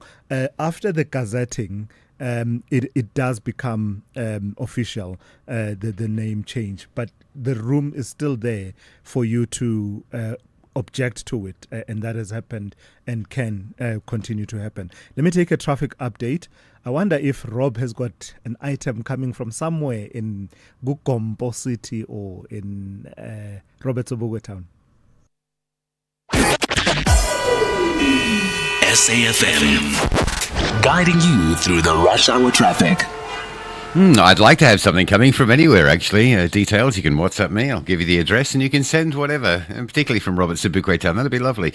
Good morning. N14 heading up to Pretoria, very heavy today. This is the Ben Schoeman Highway from about the Vrede Road Bridge up to Euphius Road. Some really big delays there. It may be related to the fact that traffic lights are off at that off-ramp. So Euphius Road coming off Roger Dyerson's heavy, and the N14 north queuing. The three big routes into Pretoria CBD fully loaded today. That's Esky and Perth Valley at Marabastad, Capital Park's Paul Kruger, and the run into Gazina coming through on Stibiko Jan Haynes is heavy as well. Also the M1 south queuing this morning from Montana down towards the M1 N4 interchange, so through Storenful it's all heavy, and then really just stay in traffic all the way down to about John Foster Drive. There is a breakdown around John Foster which is causing, I guess, primarily that, but it's just a high volume Thursday as well. You're seeing the same sort of thing play out with big traffic between Soweto and Rudaport from Deepcliff interchange up to Gordon Road. Lots of traffic there. The Mike 1 from Boyson's right through to Greyston in Santon's heavy, and there's a lot of traffic on the N3 this morning from Giluli's all the way through to Buccleuch. So just a really high volume Thursday, and the highways all pretty fully loaded. Durban, big traffic this morning between Umhlanga and Blue Lagoon both ways, very heavy towards Virginia Airport territory. The N3 inbound through Spaghetti Junction, slow towards Sherwood, and the Southern Freeway, Umbilo and Congela up into central Durban. That's quite busy as well by its regular sort of standards. Cape Town, a crash out at Fasanta Kraal if you're heading out towards Powell or Wellington. It's on the 312 at the 304 junction, causing some delays. A crash on 35th Avenue at Owen Road in the Eitzach area between Parow and Motterdam, causing some delays. And queues on the N2 outbound approaching the Baden-Powell Drive exit. With your traffic update, I'm Rob Byrne. This February, fall in love with the journey. No phones, no flights. Just determination, connection, and the open road. From breathtaking landscapes to unexpected challenges. Race Across the World is back. Bigger, bolder, and more emotional than ever. Because sometimes the best way to find yourself is to travel together. Race Across the World Season 4, Thursdays at 6 p.m. only on S3. Open up. Exciting news, South Africa. SABC TV Licenses has partnered with Capitec to make paying your TV license simple, affordable, and accessible. If you are a Capitec client, sign in to the app and click on Transact. Next, select Pay Bills, then click Pay At, and enter your reference number to complete your payment. It's as easy as that. You'll receive instant SMS confirmation. Now you can keep your stories alive and your screens shining bright. TV licenses. Pay yours. Make a difference. You are listening to The Morning Brief with Thulasizwe Simelane. All right, let's pick up the conversation with Johnny Mohlala, chairperson of the South African Geographical Names Council. Let's pick up, we had just talked about it having become official, and you were saying that the changes take effect in terms of mapping and weather reports and the likes. But let's go through these name changes. I know there were 21, but the ones that are seemingly dominating the debate, Gugombo City. How much thought and process went into considering the naming and the significance of the name Gugompo and the explanations, did they make sense to you as you were undertaking those public consultations and all of that work before it became official? Now, maybe let's start at the beginning. This process did not come up on the 6th of February.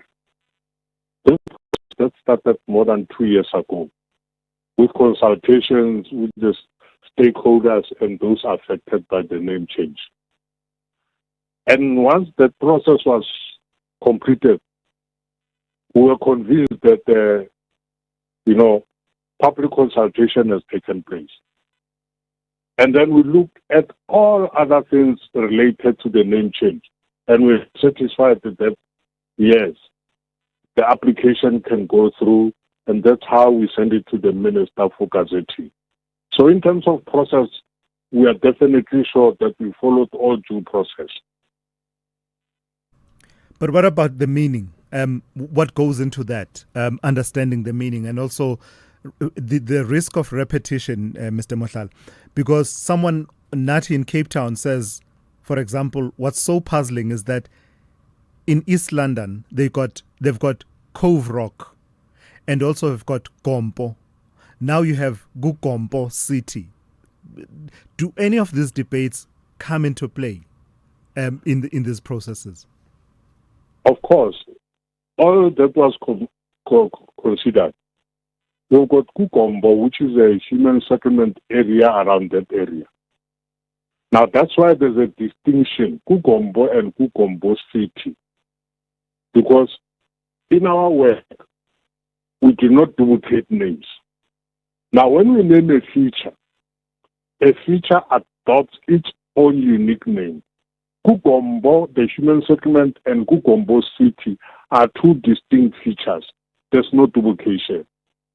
In terms of meaning, you yourself has just indicated the significance of the rock, but beyond that, this is the rock that the king of Amakosa would sit on and reflect and actually strategize going forward. So it has got a very significant meaning to the people who understand that name. So why do you think it's still causing so much debate then? Is it that people did not participate in the processes prior to the processes leading up to the gazetting of the name? And if so, are you partly to blame for not having publicized as widely enough as you should have all of these processes and ensuring that you mobilize and ensure that people come forward to be heard? Because once you reach a certain point, yes, you can still object even now, but it becomes even harder after it's been gazetted. Can I say this? The people who are driving and instigating the objection were part of the public participation process. In respect of Poppy Act, I would not tell you their names, but you will find their names anywhere. These people were part of the consultation process. So what they've done is that when we follow the law, there's a difference between rule by law and rule of law. When we follow the rule of law in terms of what needs to be done when we consider an application, they were part of the process. But even before the gazetting, they were already bent on ensuring that they are going to object to the name, notwithstanding whatever reason can be forwarded. What is the reason? The reason is changing a name and actually doing away with a colonial name. It's not pot and flake. It's not an easy thing. There are those people who are going to object to those colonial names being removed. And we got into this business knowing very well that we would have this coming up. But there I say, the reasons for objections have got nothing to do with the name change. I.e., how does a name change materially affect service delivery? Mm-hmm. How does a name change materially affect tourism. People don't go to a name when they tour. They go to a destination. The change of name of Transmart Airport to OR Tambo did not stop people from flying into South Africa.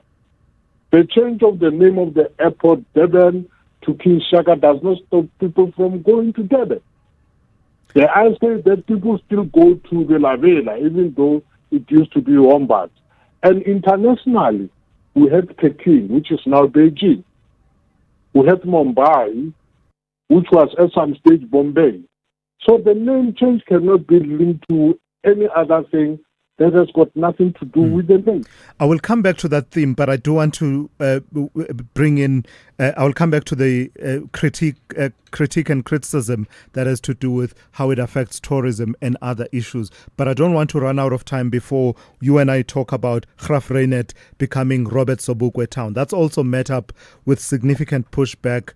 A march played in the last few days, a petition that at the last count I think had some 20,000 people that had signed up to it. The question that it raises there, Mr. Mohlala, and I'd like you to talk to it, is one of the strands of argument has been to say it seems as if these name changes are meant to erase all other strands of South African history, but the history of liberation of South Africa. So part of what was reported, for example, in The Citizen, one person is quoted as saying, it's also about history.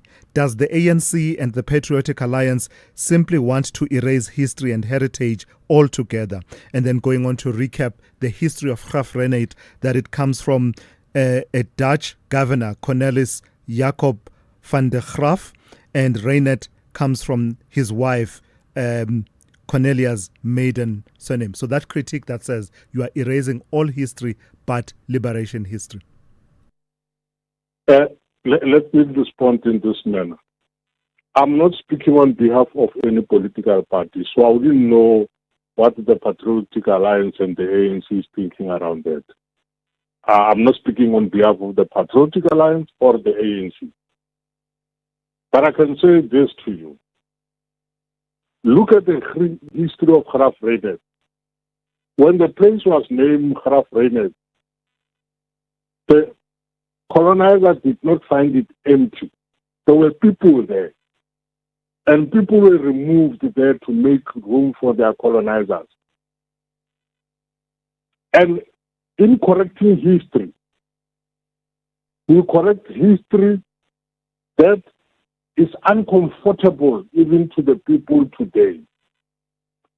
Because any name that is offensive has got no place in our history, the one that we are building now. So we can go on, but Graaf and his wife, for them to be honored there, let's check as to what is it that happened. Who were the people who were there and why were they displaced? And in renaming that place, we are trying to restore the dignity of the people who were removed from that area. They did not find that place empty. All right. That's what I'm saying. Lastly, talk to those concerns that I said I will come back to. You're saying that renaming a place doesn't affect tourism, but it surely affects tourism marketing. Now you have to explain over and over again and actually go on bigger marketing campaigns, for instance, international markets, that you're reintroducing a city that has all along been known as East London, and now you're reintroducing it for someone out, the source markets outside, to know that when you say Gugombo City, you are talking about what's formerly known as East London. You surely can't dismiss the costs that it comes with. People talk about the need to change everything official about a town once it's been renamed. The signage and all of those things also have to change. So in a context where resources are scarce and we are pressed as a society, I don't think we can simply dismiss some of these criticisms. We have to grapple with them. I didn't at any point dismiss anything, but let me explain this. The change of all other related things, i.e., letterhead, business cards, signage, and so forth. It's a process that takes 2 years. Now I'll ask you a question. If you have a company and the letterhead that you are using, you last printed 2 years ago, you are not in company. So what does that mean? It means that at the period that you now print new letterheads, you simply tell your printer to print the new address. It has happened before in other places. And there is this thing of always talking about money being used and so forth. And my question is always one. How much is used? Or can someone compute how much it costs to change a name? And up to now, I've never had one single attempt of answering that question. Because there's no such. All right, Mr. Mahlala. When you talk about signpost, and I always put it jokingly, I say, if a person rides over a stop sign over the weekend, what happens? It's replaced by incidental budget money of maintenance that is there. All right. It's not new funds resourced from somewhere. I'm completely out of time. Thank you for your time this morning, though, and for engaging in this conversation, because it has simply refused to die down. Choni Mahlala is chairperson of the South African Geographical Names Council. And I'm so sorry. Good morning. Outsurance Essential is made for older cars. Claims are paid in cash within 5 working days, and you choose your own panel beater. SMS CAR to 43185. That's CAR to 43185.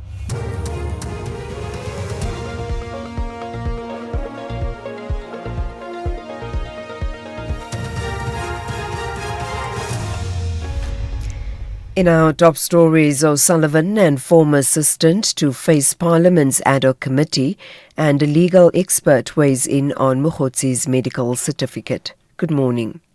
Private investigator Paul O'Sullivan and his former assistant Sarah Jane Trent are expected to appear before Parliament's ad hoc committee this morning. It will be O'Sullivan's third appearance before the committee. Meanwhile, he has apologized to the committee for walking out of its hearings last week. O'Sullivan caused a stir in the committee when he abandoned his testimony, saying he was rushing to catch a flight. He has been accused of infiltrating the police watchdog iPad. A legal expert says the Madlanga Commission of Inquiry has the prerogative to subpoena the doctor who allegedly treated Northwest businessman Brown Mokgotsi. This after Mokgotsi failed to appear before the commission on Monday, saying he was ill. He, however, submitted a medical certificate later on that day. But the commission's chairperson, Justice Mbuyiseli Madlanga, raised concern about an increase in the number of sick notes they were receiving from witnesses. Advocate Dikaledi Sinahomo says the doctor should explain Mokgotsi's medical problem. Doctors and patient privacy, it needs to be protected, and then it's protected by the consent that Mr. Mokgotsi has to give a consent to the doctor to give the Madlanga Commission the details of that. But if he fails or he does not want to cooperate or he does not want to give a go-ahead to the doctor, then Madlanga Commission can subpoena the doctor to come and explain what kind of a sickness was Mr. Mokgotsi had. The Tshwane Metro Police Department says it has uncovered alarming levels of non-compliance among owners of heavy-duty vehicles. It says more than a third of trucks stopped during a targeted operation were found to be overloaded. During load compliance inspections conducted across Tshwane's major highways on Tuesday, officers directed 88 trucks to weigh bridges. 31 failed the compliance test and were issued with substantial fines. Tshwane Metro Police spokesperson Puleng Mutolo. As a result, the truck operators were issued hefty penalties and ordered to rectify their loads before continuing with their journeys. These strict ongoing load compliance operations play a crucial role in maintaining order on the roads and preventing accidents caused by overloaded vehicles. The punishment of these operators must serve as a reminder to all road users to prioritize safety or face consequences. Tributes are pouring in for the late COPE leader Municipal. He died in a hospital in Midrand in Johannesburg yesterday at the age of 77. ANC National Executive Committee member Lindiwe Sisulu says Likota had been committed to serving the ANC before breaking away to form COPE. Terra was 100% given to his responsibility towards the ANC. He loved the organization. And he's a very passionate man in everything that he does, that he's committed to. A very committed cadre, imprisoned at a very young age. By the time he came back, he had made up his mind that he's going to make sure that the country is liberated. Arts and Culture Minister Gayton McKenzie has confirmed the death of comedian and actor Solly Philander at the age of 65. He says he died yesterday. Philander presented television productions including the game show Fatakans, Are You Smarter Than a Fifth Grader and Aaron's Flay. He's survived by 2 sons and 2 daughters. And finally, a UN agency says thousands of seafarers are trapped on vessels in the Strait of Hormuz. In normal times, a fifth of the world's oil passes through the strait, which is between the Persian Gulf and the Gulf of Oman. International Maritime Organization Secretary General Asino Dimonegwes says the situation in Iran has also affected cruise and passenger ships. The main concern that I have in the organization is, of course, the seafarers. We have around 20,000 seafarers that are actually trapped in this situation. And we can even quantify around 15,000 passengers on cruise ships that are all being affected by what is happening in the Strait of Hormuz. So this is mostly a humanitarian problem related to safety. Recapping the top story, private investigator Paul O'Sullivan and his former assistant Sarah Jane Trent are expected to appear before Parliament's ad hoc committee this morning. For SAFM News, I am Anne Musa. Theft, accident and 1 million rand third-party cover for your older car. Outsurance Essential has it all. Get a quote. SMS CAR to 43185. That's CAR to 43185. Like analog watches, your car may be older, but it's got character. Now with Outsurance Essential car insurance, you could get savings too. 54-year-old Antoinette pays only 279 rand a month for her 2007 Daihatsu Terios, getting covered for full retail value if her car's stolen or hijacked. Get Outsurance Essential car insurance today for unlimited cars, for unfinanced cars older than 5 years and valued at less than 130,000 rand. SMS CAR to 43185. That's CAR to 43185. Licensed insurer and FSP. T's, C's and information online. Good morning to you. In your SFM Sports headlines, the Golden Arrows coach Manqoba Ngqithi says his side is improving steadily despite their defeat to Mamelodi Sundowns. And in Formula One, the McLaren star Oscar Piastri warns of chaos at the 2026 Australian Grand Prix. We'll have details around 8:30. SAFM, guiding you through the rush hour traffic. Good morning. I just had a tweet out with a live congestion map of Joburg and surrounds it. It's quite a high volume Thursday. Wherever you're going, just make sure you've got plenty of time to get through. A couple of examples. The M1 Soweto up towards Gordon Road. Jam-packed. The N3 from Galuli through to Buccleuch. A lot of traffic just jammed up there. Some problems getting through Buccleuch for the turn up to Midrand. Again, we've seen that recently. And the Mike 1 from Boyson's all the way through. There's traffic right through to Grayston Drive. So just really busy. We're seeing that around Pretoria as well with the N1 South. Just carrying big volumes between Montana and John Foster Drive down in Centurion. N14, the Ben Schoeman Highway, heavy up to Eupheus Road this morning. And a lot of traffic coming into Pretoria CBD. Paul Kruger through Capital Park, Johan Haynes at Gazina, and Eskia and Pathlali down through Marabastad, all busy. Durban's M4, the Ruth First Highway, jam between Blue Lagoon and Mhlanga, both sides into Virginia Airport, very slow. The M4 Southern Freeway, also back coming through from Umbilo area this morning. Cape Town Marine Drive, still slow out of Tableview down towards Sunset Beach area. The N1 inbound fairly heavy, Plattercliff Hill down to the Kubo, get a change and then more traffic lining up into the CBD and a lot of congestion around Newlands this morning coming in from Wynberg and Claremont. That main road really under some pressure right through until about Dean Street or Clipper Road in that Newlands area. With your traffic update, I'm Rob Byrne.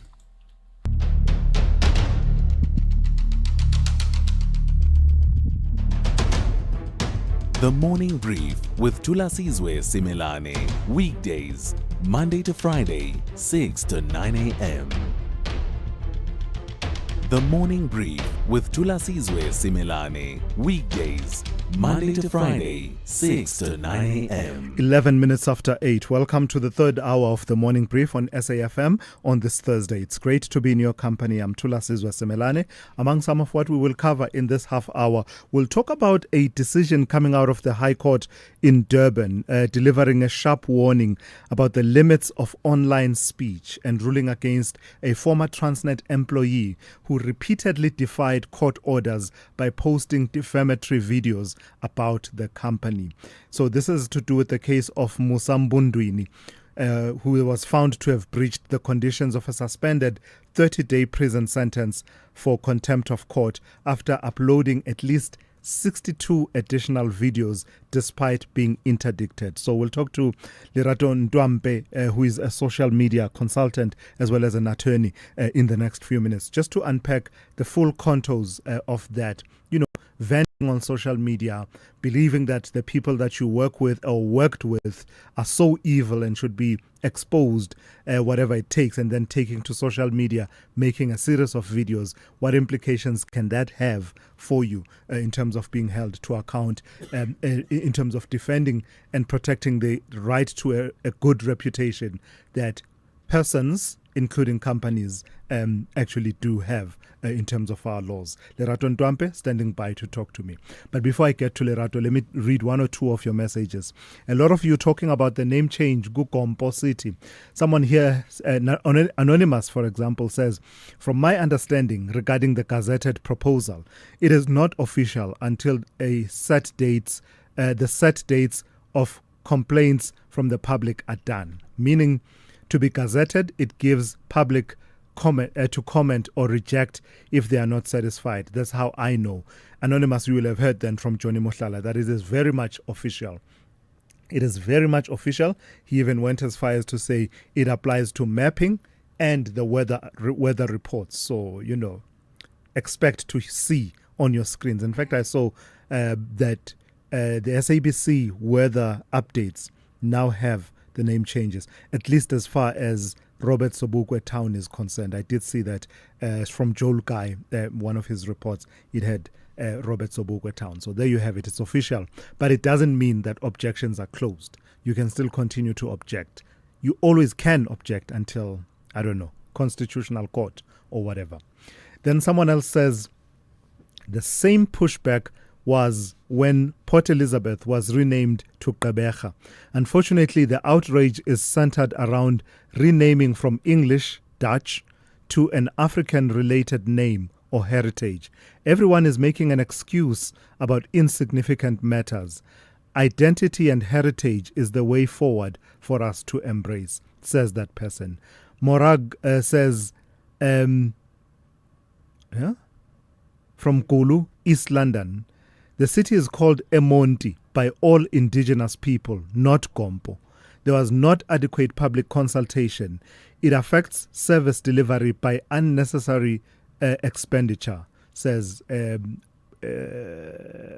Morag, from Kulu in East London. And then someone else says the name change East London doesn't make sense no matter how much Mohlala is trying to spin it. Then lastly, let me read this message. It broke my heart, actually. It says, morning to us. It's sad what's happening to pensioners in this country. They are the only people who don't know when they are getting paid. Why is SASSA forever changing their pay dates? Several have even called on SAFM, but even the station has never taken this issue up. As we speak, next month, they'll only be paid on the 8th.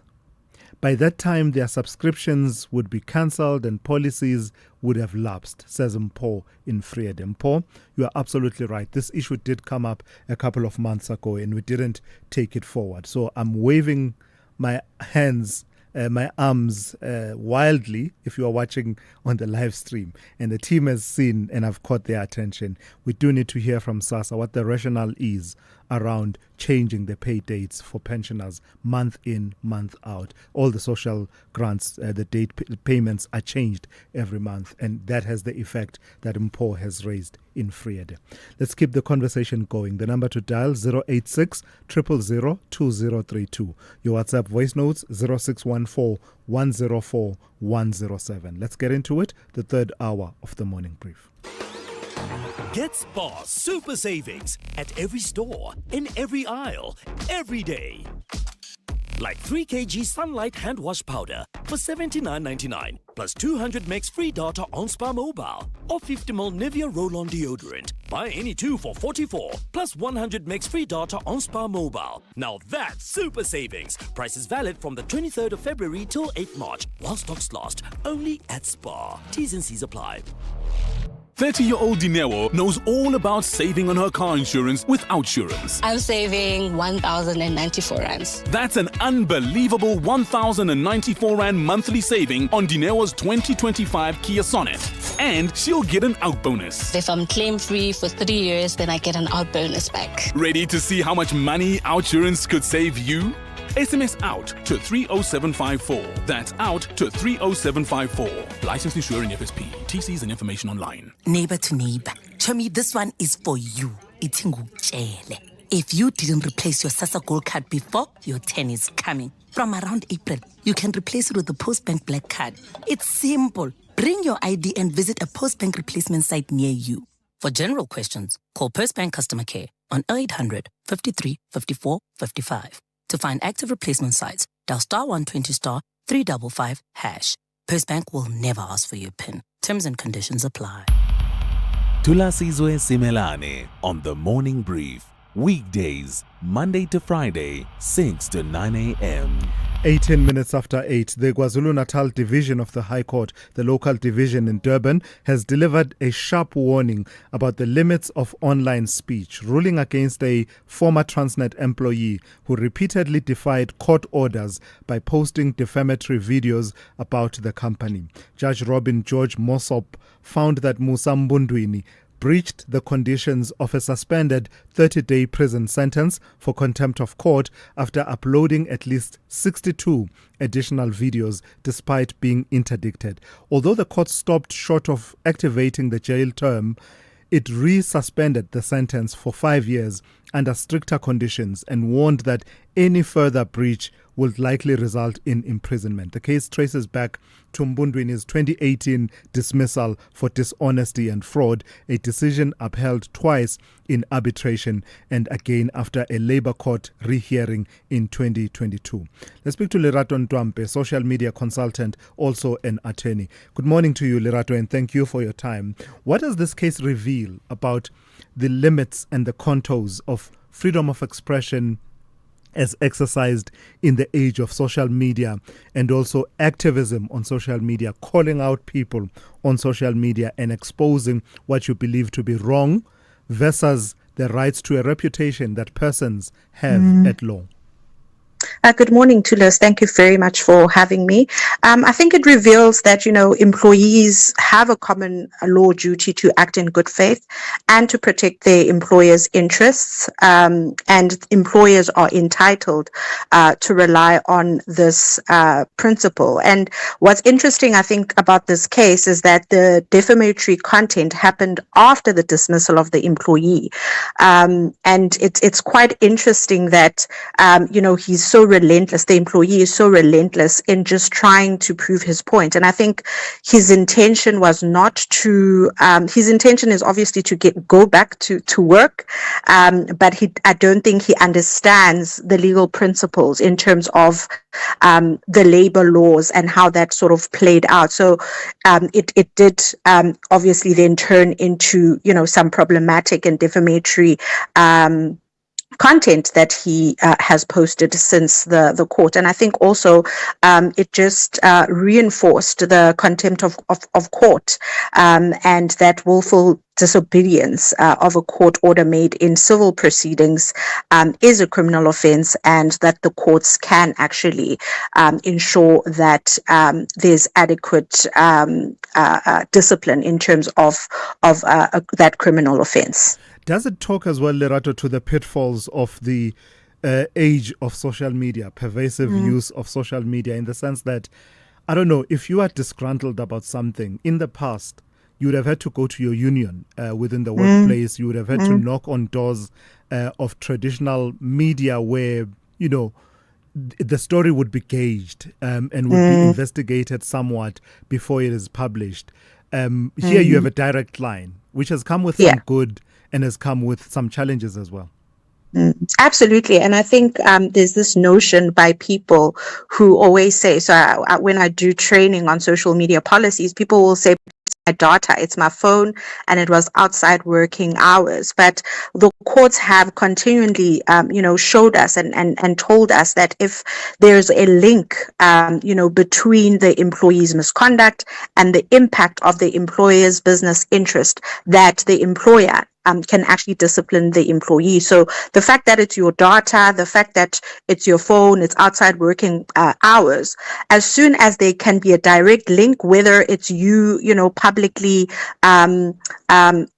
associating your position as an employee at that company. So that could be through LinkedIn, or that could be through Facebook, where you actually write where you work, or if they can identify any posts that actually link you to the company. The courts have actually, in many cases, shown that the company does have legal merit in disciplining employees and even dismissing them. So the fact that you are using your data, that doesn't really help. And also, venting and being able to, ruin people's reputation, particularly your employer, could have devastating impacts. And I think we can see in this case that this person has spent the last 8 years, instead of maybe trying to find other employment, he still wants to go back to the employer. But now nobody can touch him because of his conduct and the risks, the reputational risks, the legal risks that somebody who might want to hire this person now need to actually consider. Yeah, actually, that's the other element, isn't it? That your own reputation is also on the line, depending on how you carry yourself on social media. Lerato, let's leave it there for this morning. Lerato Ntwampe, who is a social media consultant, also an attorney. Sorry I'm late, Sevi. Had to fetch my lucky putter. No worries, let's go. We're teeing off in an hour. Great. We're taking your car. Can't. It's already taken. What do you mean taken? It was right here when I left a few minutes ago. I sold it to WeBuy Cars and made a whole lot of green. Birdie told me that's the best way to sell your car. Not only the best way, it's the fair way. Kom ons vat die pad. Don't be doof, be savvy. WeBuy Cars, geared for a fast sale, geared for you. This February, love the truth, no matter how unsettling it is. They were called accidents, a slip, a fall, a tragic mistake. But what if they weren't?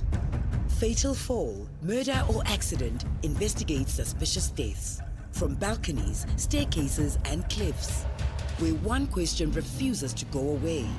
Did someone push them? Through forensic science and haunting testimony, the truth is uncovered. Fatal fall, murder or accident. Tuesdays 6 p.m. only on S3. Open up. S3. When it comes to world-class exhibitions and event solutions, one name leads the way. GL Events South Africa.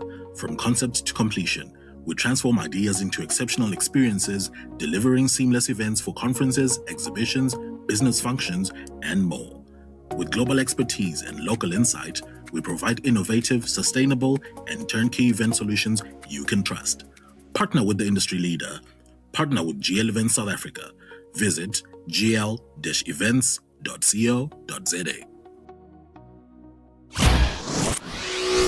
Thulasizwe Simelane on SAFM. 25 minutes after 8, let's return to a story we touched on yesterday that has to do with the constitutional challenge to Section 154, subsection 2, paragraph B of the Criminal Procedure Act, which is before the Western Cape Division of the High Court. It's that section that has to do with a blanket restriction on publishing any information about sexual offense cases until the accused has formally pleaded in court. This applies regardless of delays in the justice system and irrespective of public interest considerations. Civil society organizations and an individual complainant have approached the courts arguing that this provision is unconstitutional because it suppresses freedom of expression and prevents survivors from telling their own stories. Let's get the perspective of Guhle Mavuso, Senior Associate at Weber Wenzel. Good morning and thank you for your time. Just from your own understanding, what is at stake here? Is it a balancing act between protecting the interests of a fair trial and the conduct of the trial on the one hand, but on the other hand, the issues of freedom of expression, and how do they find expression in this particular challenge that is being brought before the court? Morning, Tula, and morning to all listeners. So what is important to understand is that in all other crimes, right, there is none of this protection for the accused.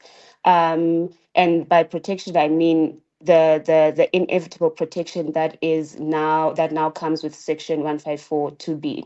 So whether the crime is one of murder, fraud, assault, theft, etc., there's no protection for any period of time for the accused, and the accused can be named and essentially identified. The exception is only in these two categories of crimes, being extortion and sexual offenses.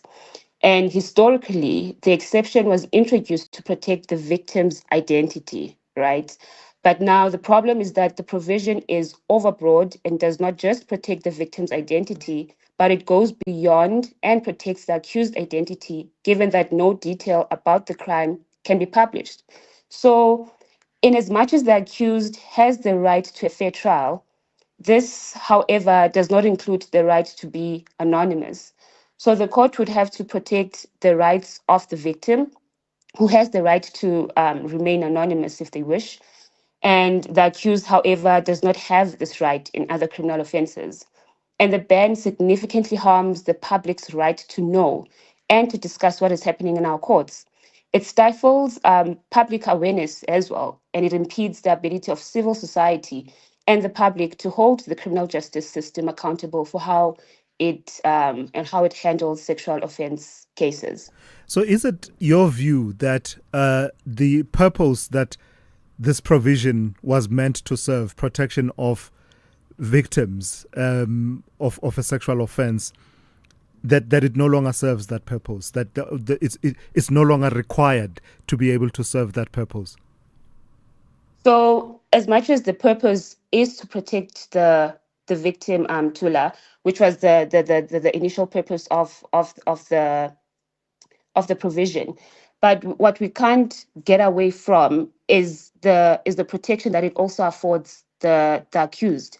So in as much as the intended purpose of it was to protect the victim, it now also protects the accused. And also to add is that there are circumstances where the victim actually wants to speak out. You know, they want to share their own story, but then now this provision doesn't allow that. It doesn't have any exception for cases where the victim actually wants to share their own story or wants to consent to have their stories shared either by anyone else or by the media.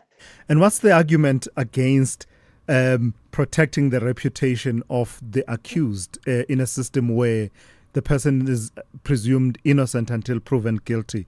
And in many instances, people are acquitted at the end of the trial, and there have been a number of instances where there have been false allegations. Yeah, so that would be an unfortunate outcome should the accused be pronounced not guilty. But I think, as I said, with all other crimes, Tula, there isn't this protection for accused. There's no right for them to remain anonymous. As I mentioned, for fraud, assault, theft, the accused is named, even in cases where it turns out at the end that they were actually acquitted of the crime. So it's one of those cases where we wonder then why in the specific two offenses being sexual offense and extortion, is the accused then afforded this inevitable protection. Oh, all right. Thank you for that, Guhle. I wasn't aware that it also applies to extortion. Thank you. You've enlightened us this morning. That's Guhle Mavuso, Senior Associate at Weber Wenzel. Let's go to N. Musa with the latest news headlines. Good morning. Thanks to us. In the headlines, the International Relations Department has encouraged South Africans who are in the Middle East to immediately take advantage of the limited flights available to leave the region. It has advised them to contact the consular support numbers listed on the DIRCO website.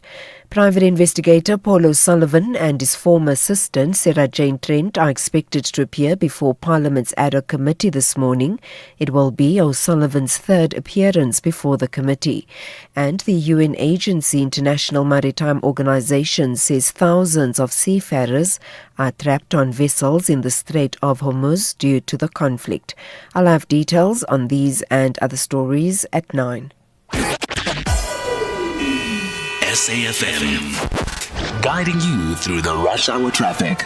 Good morning. The wet weather has moved in across the Gauteng area this morning, so take it easy, please, and give yourself time to get through. One of the real hotspots is down around Soweto Highway, Klipspruit Valley Road, Soweto Highway into the circle and onto the N17 down towards the circle, all very heavily backed up through Soweto this morning. The Mike 1 from Boyson through to Empire Road, then from Parktown through to Sandton, fairly busy. N3 is queuing heavily as you route down into Galulis. There's the big problem there coming from Modderfontein through Linksfield and down in towards Galulis interchange. N1 going north fairly slow this morning. If you're on your way to Pretoria, some queues up towards Olifantsfontein Road. Crash on the N14, Brakfontein interchange, so coming through from Pretoria West exit on the Krugersdorp Highway. It's heavy. The N14 north to Euphius Road on that section of the Ben Skuman, very heavy as well. Durban, we've been tracking a heavy morning on the M4. It stays fairly busy between Blue Lagoon and Umhlanga both ways. Some problems getting into that Virginia Airport area this morning. Pietermaritzburg down through Ashburton on your way to Durban looks fine. Cape Town, the N1 inbound from around Plattekloof Hill towards City Centre stays heavy. N2 inbound from Bunga Avenue through to Hospital Bend, and the M5 is very slow today from Kenilworth from Racecourse Road up to a busy N2 inbound for Hospital Bend. With your traffic update, I'm Rob Byrne. This is SAFM Sport with Zai Khan. Zai, good morning. So, Golden Arrows went down to Mamelodi Sundowns, but Manqoba Mngqithi is not dejected at all. Not at all, Thulasizwe. It feels like even losing is progress when you play Sundowns. So, yeah, that's the man himself. And we'll hear from him now. And he's just reflecting on that match that Golden Arrows lost 2-1 against the defending champions, Mamelodi Sundowns. All happened at Loftus Stadium. Mngqithi admitted Sundowns' quality proved decisive on the night, but says Arrows are steadily developing and heading in the right direction. I think the team has improved so much defensively this year. I think we've played so many matches with clean sheets, which is a sign of growth in the team. When you concede 2 against Sundowns, honestly, if you want to complain about that, other people get 5, others get 3, and we are only getting 2, and we still manage to get 1. So personally, I think the team has improved defensively a lot. We are coming from 4 games without conceding a goal, and that should be a sign that the team is moving towards the right direction. Now let's go to this story. The long wait for the implementation of the video assistant referee in South African football appears to be heating up. And we've got the Minister of Sports, Arts and Culture, Gator McKenzie, confirming that money has been paid to the South African Football Association. McKenzie also breaking down how the phases of the VAR will work. We have also on the site, because you can't just believe everything people tell you, conducted benchmarking internationally, including engagement in Spain with the Premier League productions in the United Kingdom. We met with Carlos Tevez, the president of the La Liga.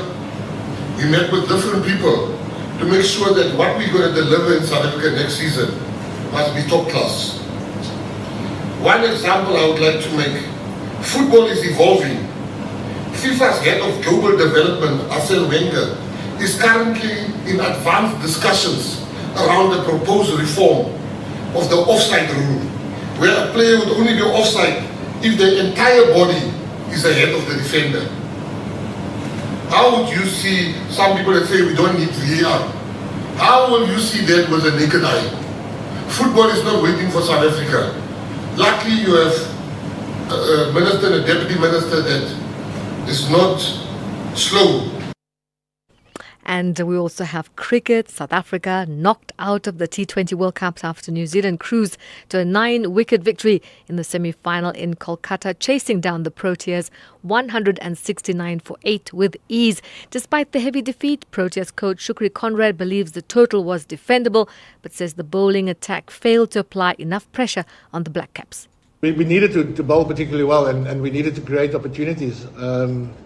Like I said, we created the one opportunities. A few went flying over the fielders, and such is the nature. Especially when you've got two explosive opening batters like they have. You know, if things don't go to hand, I feel like this, and good wicket, and then things can run away from you very quickly. We always felt that it was something. 170. We needed to be really, really good with the ball, and create opportunities, which unfortunately we didn't. And finally, Formula One roars into a brand new era this weekend with the 2026 season opener at the Australian Grand Prix in Melbourne. The home favourite Oscar Piastri has warned the race could be chaotic as sweeping regulation changes, including a new hybrid energy management system, reshape how drivers race and manage their cars. Teams are still learning the new machinery, which could lead to unpredictable strategies and plenty of early season drama. That's your sport. It'll be John Herica shifting the gears around 12:30. For the morning brief, I'm Zai Khan. The Business Update on SAFM. Hey, Ndauling, good morning to you once again. Let's start with business confidence. Tell me about what happened as far as business confidence is concerned in quarter one.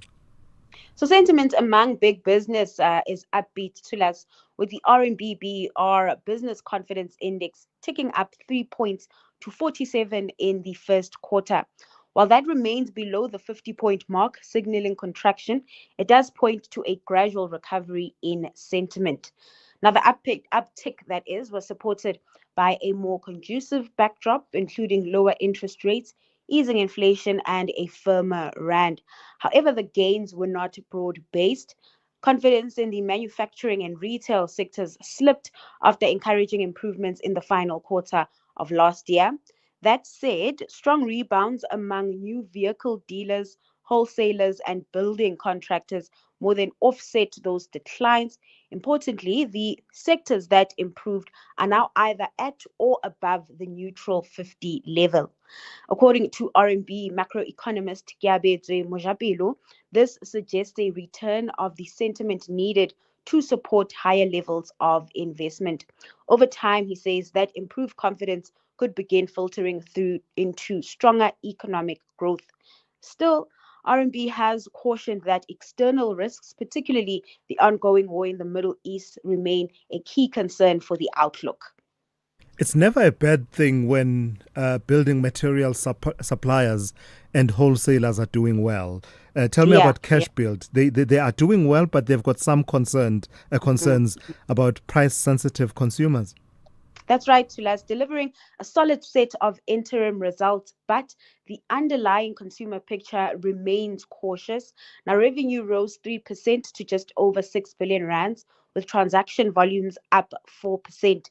But much of the sales growth was driven by new store openings and acquisitions rather than strong organic growth. Price inflation also slowed to just 0.8%, showing that revenue gains were largely volume-led, not necessarily price-driven, and that points to a highly price-sensitive consumer. Now, management told News24 that shoppers will switch stores if cement is even a few cents cheaper, reinforcing how tight household budgets remain despite easing inflation. Now, looking at the bottom line, earnings jumped 18%. Despite the caution around the consumer, Cash Build lifted its dividend by nearly 21% and continues to expand its footprint, betting that scale, aggressive pricing, and smaller format stores will drive further market share gains in a constrained environment. Lastly, Ndauling, paint a picture for us of the kind of trading day we can expect on this Thursday. Well, looking at some market indicators, including precious metals and global equities, the JSE is in for a positive start. In terms of company news, First Rand and Impala Platinum will be out with earnings later in the day. Ahead of those results, the Rand is steadily recovering that is, at 16.46 to the dollar, 21.92 to the pound, and 19.08 to the euro. In commodities, whole oil holding on to gains as investors continue to track developments in the Middle East. Crude is up 2% at $80 a barrel. And then back to equities. The energy price shocks still on investors' radars. And so US futures are in the red this morning. Asian stocks, however, seem to be shrugging off those fears back in positive territory. Dowling, thank you for today. That's Dowling Lechela. She's kept you updated on business, economics, and the markets. And we'll come back tomorrow to do exactly the same here on the Morning Brief. This February, love staying informed. As your day winds down and the evening begins, Primetime News moves to a new home. Weekdays at 6 p.m. The stories that matter, the context you trust, the news that connects you to South Africa and the world. Because loving what you watch also means trusting what you hear. Primetime News is weeknights at 8 p.m. only on S3. Open up. S3.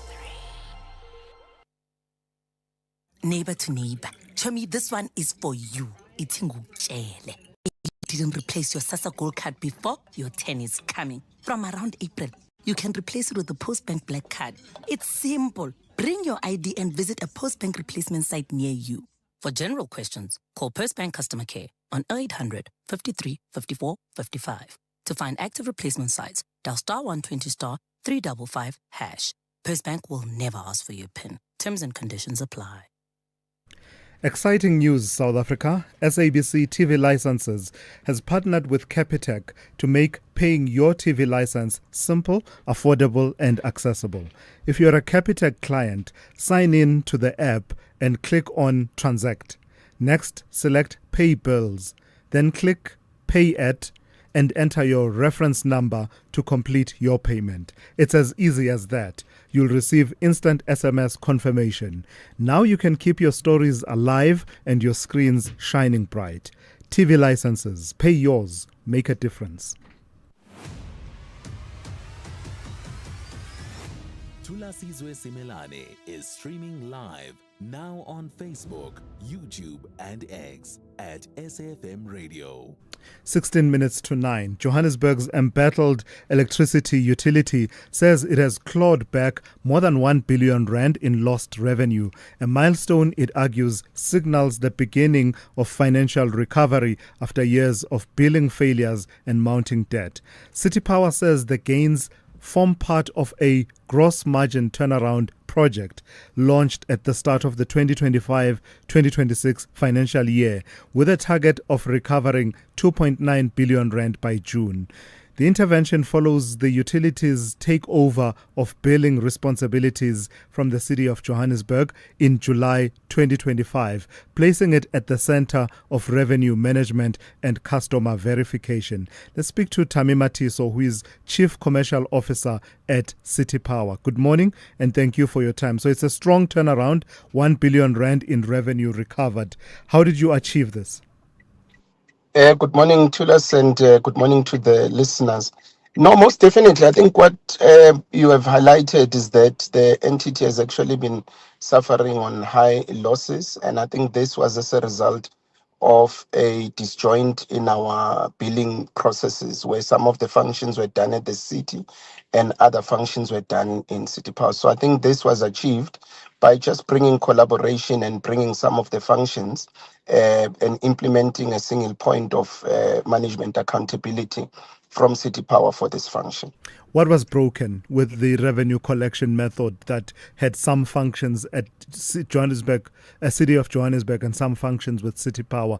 Where were the cracks that were leading to difficulties in collection? So predominantly the cracks were such that, the revenue function, it involves the meter installation, customer creation, billing, and invoicing. And if those functions are actually separated and others are sitting in another place, it gives room for assumptions during the process, because the billing takes place on a monthly basis. So if you need to verify certain things, because under normal circumstances where you just walk to the room next door and verify, you are left to make certain assumptions. So I think by us consolidating and bringing the team together, this has actually assisted us to start identifying some of the recoveries and making sure that we process them on the system timelessly. There are three elements that came through in your reporting of these numbers that I'd like you to, as succinctly but as detailed as you can, talk to. The meters audit, the manual corrections drive, as well as the illegal connections drive. How have those factored into what we are seeing now? So on the meter audits, what we've picked up is that you do have certain customers who have actually, number one, bypassed their prepaid meters. Number two, who are not on the billing system, especially on the new developments. So what we've been doing is that we've been walking the streets, identifying some of the customers that are either bypassed their prepaid meters or in new developments that are not on the billing system. So we've managed to recover these ones. The second one, the manual the manual journals or the manual adjustments.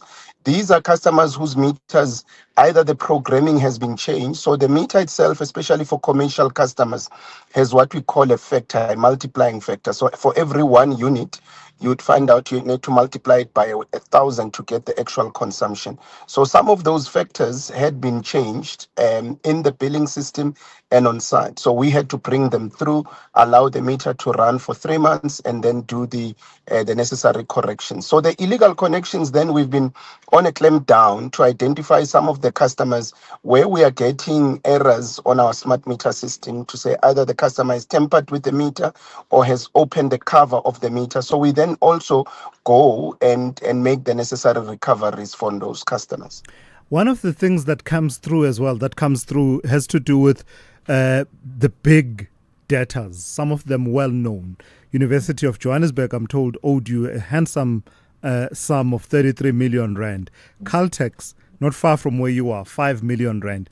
And sometimes some of us who get under pressure from the billing department at City of Johannesburg are amazed that I will owe 4,000 rand and you will be on my case endlessly with threats of disconnection and in some instances actual disconnection, and people can rack up 33 million rand. How are you addressing that disconnect, as well as this whole issue of consumers that are generally under pressure because your product, electricity, has simply become unaffordable? Yeah, no, thanks, Thulas. And in fact, maybe to clarify, the issue at Wales, ourselves, we and them have been working on the UJ campus in Soweto. We've been working on the infrastructure that kept on being vandalized, especially the metering infrastructure. They have an intake point close to Power Park. So that place is actually in a remote type of area. And there has been the theft of current transformers and cables in those areas. So this is a typical example of a manual adjustment where we had to relocate the infrastructure and be able to calculate what has been the underbilling that is actually taking place. The Caltex garage is one of the new developments close to us. It's a tire shop that has just come through now, and we've picked up that since it was developed, it actually has not been built, and we had to jump in and make the necessary recoveries. But I think, we are encouraging customers. The city has started the debt rehabilitation program where we are encouraging customers to be part of that, so that we avoid disconnections. And we also are saying to many customers, if there are any errors, I think our test case is the fact that we also need to reduce the amount of queries that we have. And our test case is such that if there's many queries on the customers that we are recovering on, it means there's something. So we've deployed teams to be able to respond to those queries and reduce those queries. All right, let's leave it there for this morning. Thamsanqa Matiso, Chief Commercial Officer at City Power in Johannesburg. SAFM, guiding you through the rush hour traffic. Good morning. The rain is arriving at the Gauteng. It is wet and slippery. Surface water and surface spray are real dangers and hazards at the moment. So just take it nice and easy. If you're not out and about in it yet, give yourself plenty of time to get through wherever you're going. The highways remain busy, jam-packed on the N3. Elands up to the roadworks towards Van Buren Road. From Edenvale through to Beclue's pretty heavy. Randburg through to Beclue's heavy. And then Beclue onto the M1 North up as far as New Road quite slow. So if you're coming from Randburg, you want to get up to Midrand or Edenvale up through to Midrand on your way to Pretoria. There's just a lot of traffic on that route. Crash on the N14, the Krugersdorp Highway at Brockfontein interchange. Big traffic from the R55 Pretoria West exit. And the N14 North still queuing up into Pretoria on the Ben Schoeman section as you go between Vrede Road Bridge and the Eupheus Road exit. Paul Kruger through Capital Park, very heavy into Pretoria CBD for this time of morning. Crossing to Durban, we've been tracking a reasonably jam-packed M4 this morning around Virginia Airport. It's all cleared. That's a good news. The M4 from Slanga Blue Lagoon section running nicely. Bit of a hold-up coming into Durban with a breakdown on the N3 northbound, according to my data here, but it looks into Durban this morning. The N3 around Pavilion Mall, if you're heading into Durban, Pavilion Mall area, it's a bit of a backlog situation going on there. At this stage, it could be a broken down vehicle. Cape Town, the M1 from around about Plattercliff Hill right through to the city centre stays busy. N2 from Bunga Avenue into Hospital Bend. There's still plenty of traffic coming up the M3 from the bottom of Wynberg Hill, traffic all the way through towards Hospital Bend territory. Rob Byrne, SAFM Traffic. It's all about meat-free meals on Colour Your Plate this Sunday evening at 7. 4 contestants compete to prove that a midweek family meal can be hearty, nutritious and full of flavour even without the meat. With a steering from a previous season watching closely as guest judge, the stakes are high. Who will earn their approval and cook alongside them in the next round? Find out on Colour Your Plate Sundays at 7 p.m, repeat Saturdays at 4:30, only on SABC2.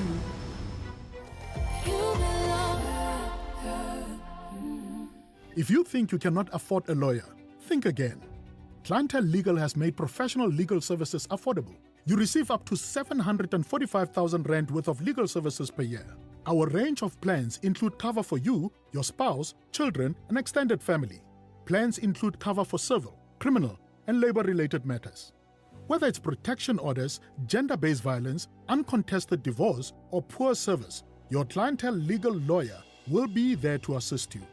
Our services are convenient. Simply pick up the phone and call your lawyer or send us an email and we'll get back to you. All plans include a bail benefit of up to 5,000 rand and we'll go to the police station and pay it for you. Plus, Clientele Legal offers you 24-hour telephonic legal advice. SMS SAFM to 32195. That's SAFM to 32195. Clientele General is an authorized FSP and licensed non-life insurer. T's and C's online. Standard rates apply. This February, love staying informed. As your day winds down and the evening begins, Primetime News moves to a new home. Weekdays at 6 p.m. The stories that matter, the context you trust, the news that connects you to South Africa and the world. Because loving what you watch also means trusting what you hear. Primetime News is weeknights at 8 p.m. only on S3. Open up. Roderick Jafte here. Join me for a new drama with SABC2. And don't forget, Paradise starts 23 February 2026, Monday to Friday at 7 p.m. Live in every beat, the pulse of SA.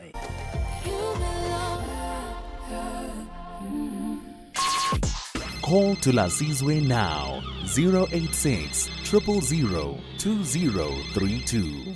Right, let me take a call from Bond in the Eastern Cape. Good morning to you, Bond. Good morning to us and good morning to SFM listeners.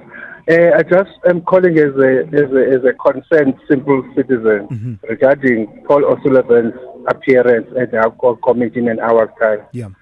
Regarding his walkout a week ago, my concern and worry, without being a sympathizer for him, I'm worried that the honorable members of parliament should not sharpen their knives and pay for his blood. The person has apologized and is entitled to human dignity. Just focus on the business of the day. You know, as an unmandated class of 76, we dreamt about 27 April 1994. Now it's a noble reality that they are honored and privileged to represent that reality. So can they please focus on that and uncover the fact that his naturalized citizenship was achieved through fraudulent pretenses. And if that is the case, then the law should kick in to revoke his citizenship. Then he goes back to Ireland. That's all. So is it your worry that the tempers flaring gets in the way of peeling away at the various layers of the story so that we get to the truth? Yes. They must just remember that they are there to represent us. Put aside their feelings of anger, spirit of anger. Just focus on this. All right, gotcha. Bond, thank you for that. Thank you. A word of we don't caution. want to hear reports later on that there was an uproar or whatever. We don't want to. They must behave honorably. Thank you. All right, Bond. Thank you for that. That's Bond out in the Eastern Cape. Let me take a few of your voice notes. Quite a lot that have come through responding to the political campaigns and the billboards, the DA's billboard about Panyaza Lesufi and the ANC showers. Showers in hotels while you have no water, and just this whole build-up around electoral campaigning. Good morning to us, Lukman, Cape Town. Great show as always. With regards to the billboard of the DA in Gauteng, the truth is the truth. That is what it is. He shouted in hotels. He was unapologetic about it. And when he get backlash, he apologized. But the arrogance of Panyaza Lesufi, the incompetence of Panyaza Lesufi showed again that they don't care.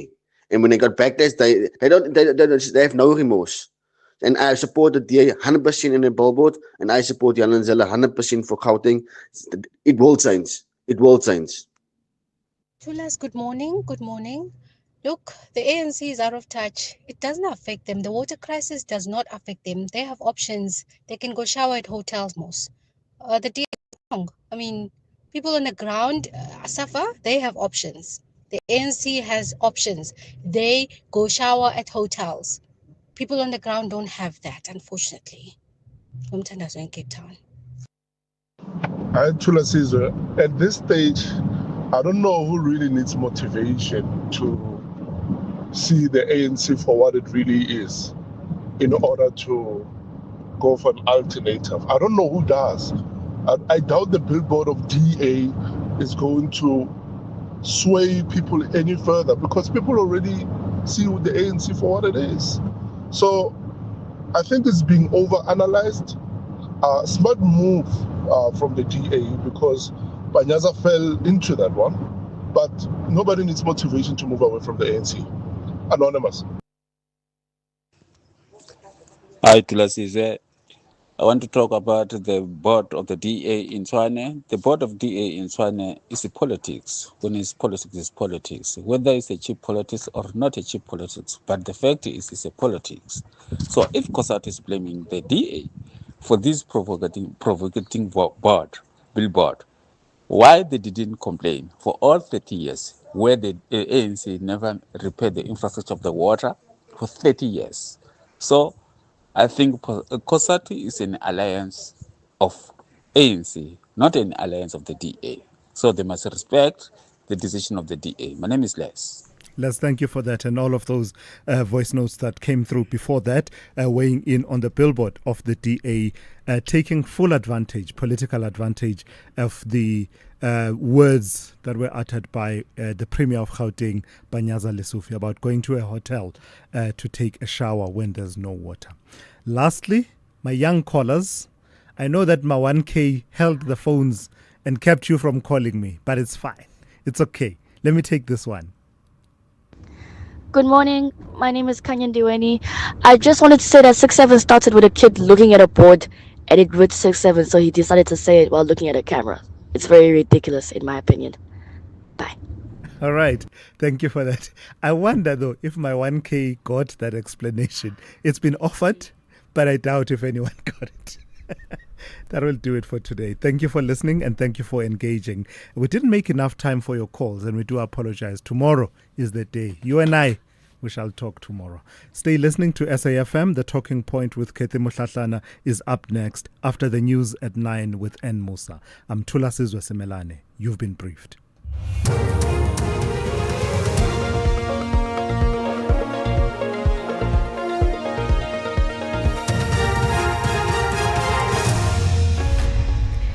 In our top stories, South Africans in the Middle East urged to take advantage of limited available flights, and Google is facing a new lawsuit. Good morning.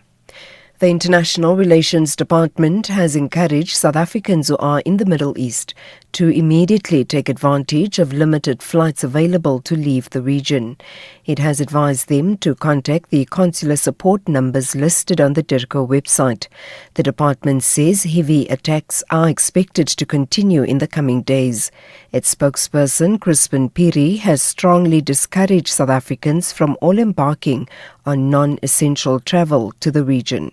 At least most of our South Africans are in the UAE and Doha, and we have strong missions there who are able to access those individuals if need be. For some who are in Bahrain, we are able to advise them on how to exit using some other land borders or land facilities where possible. But as you would know, the airspace in that region remains quite volatile. There's the small windows of opening and closing from time to time, and we've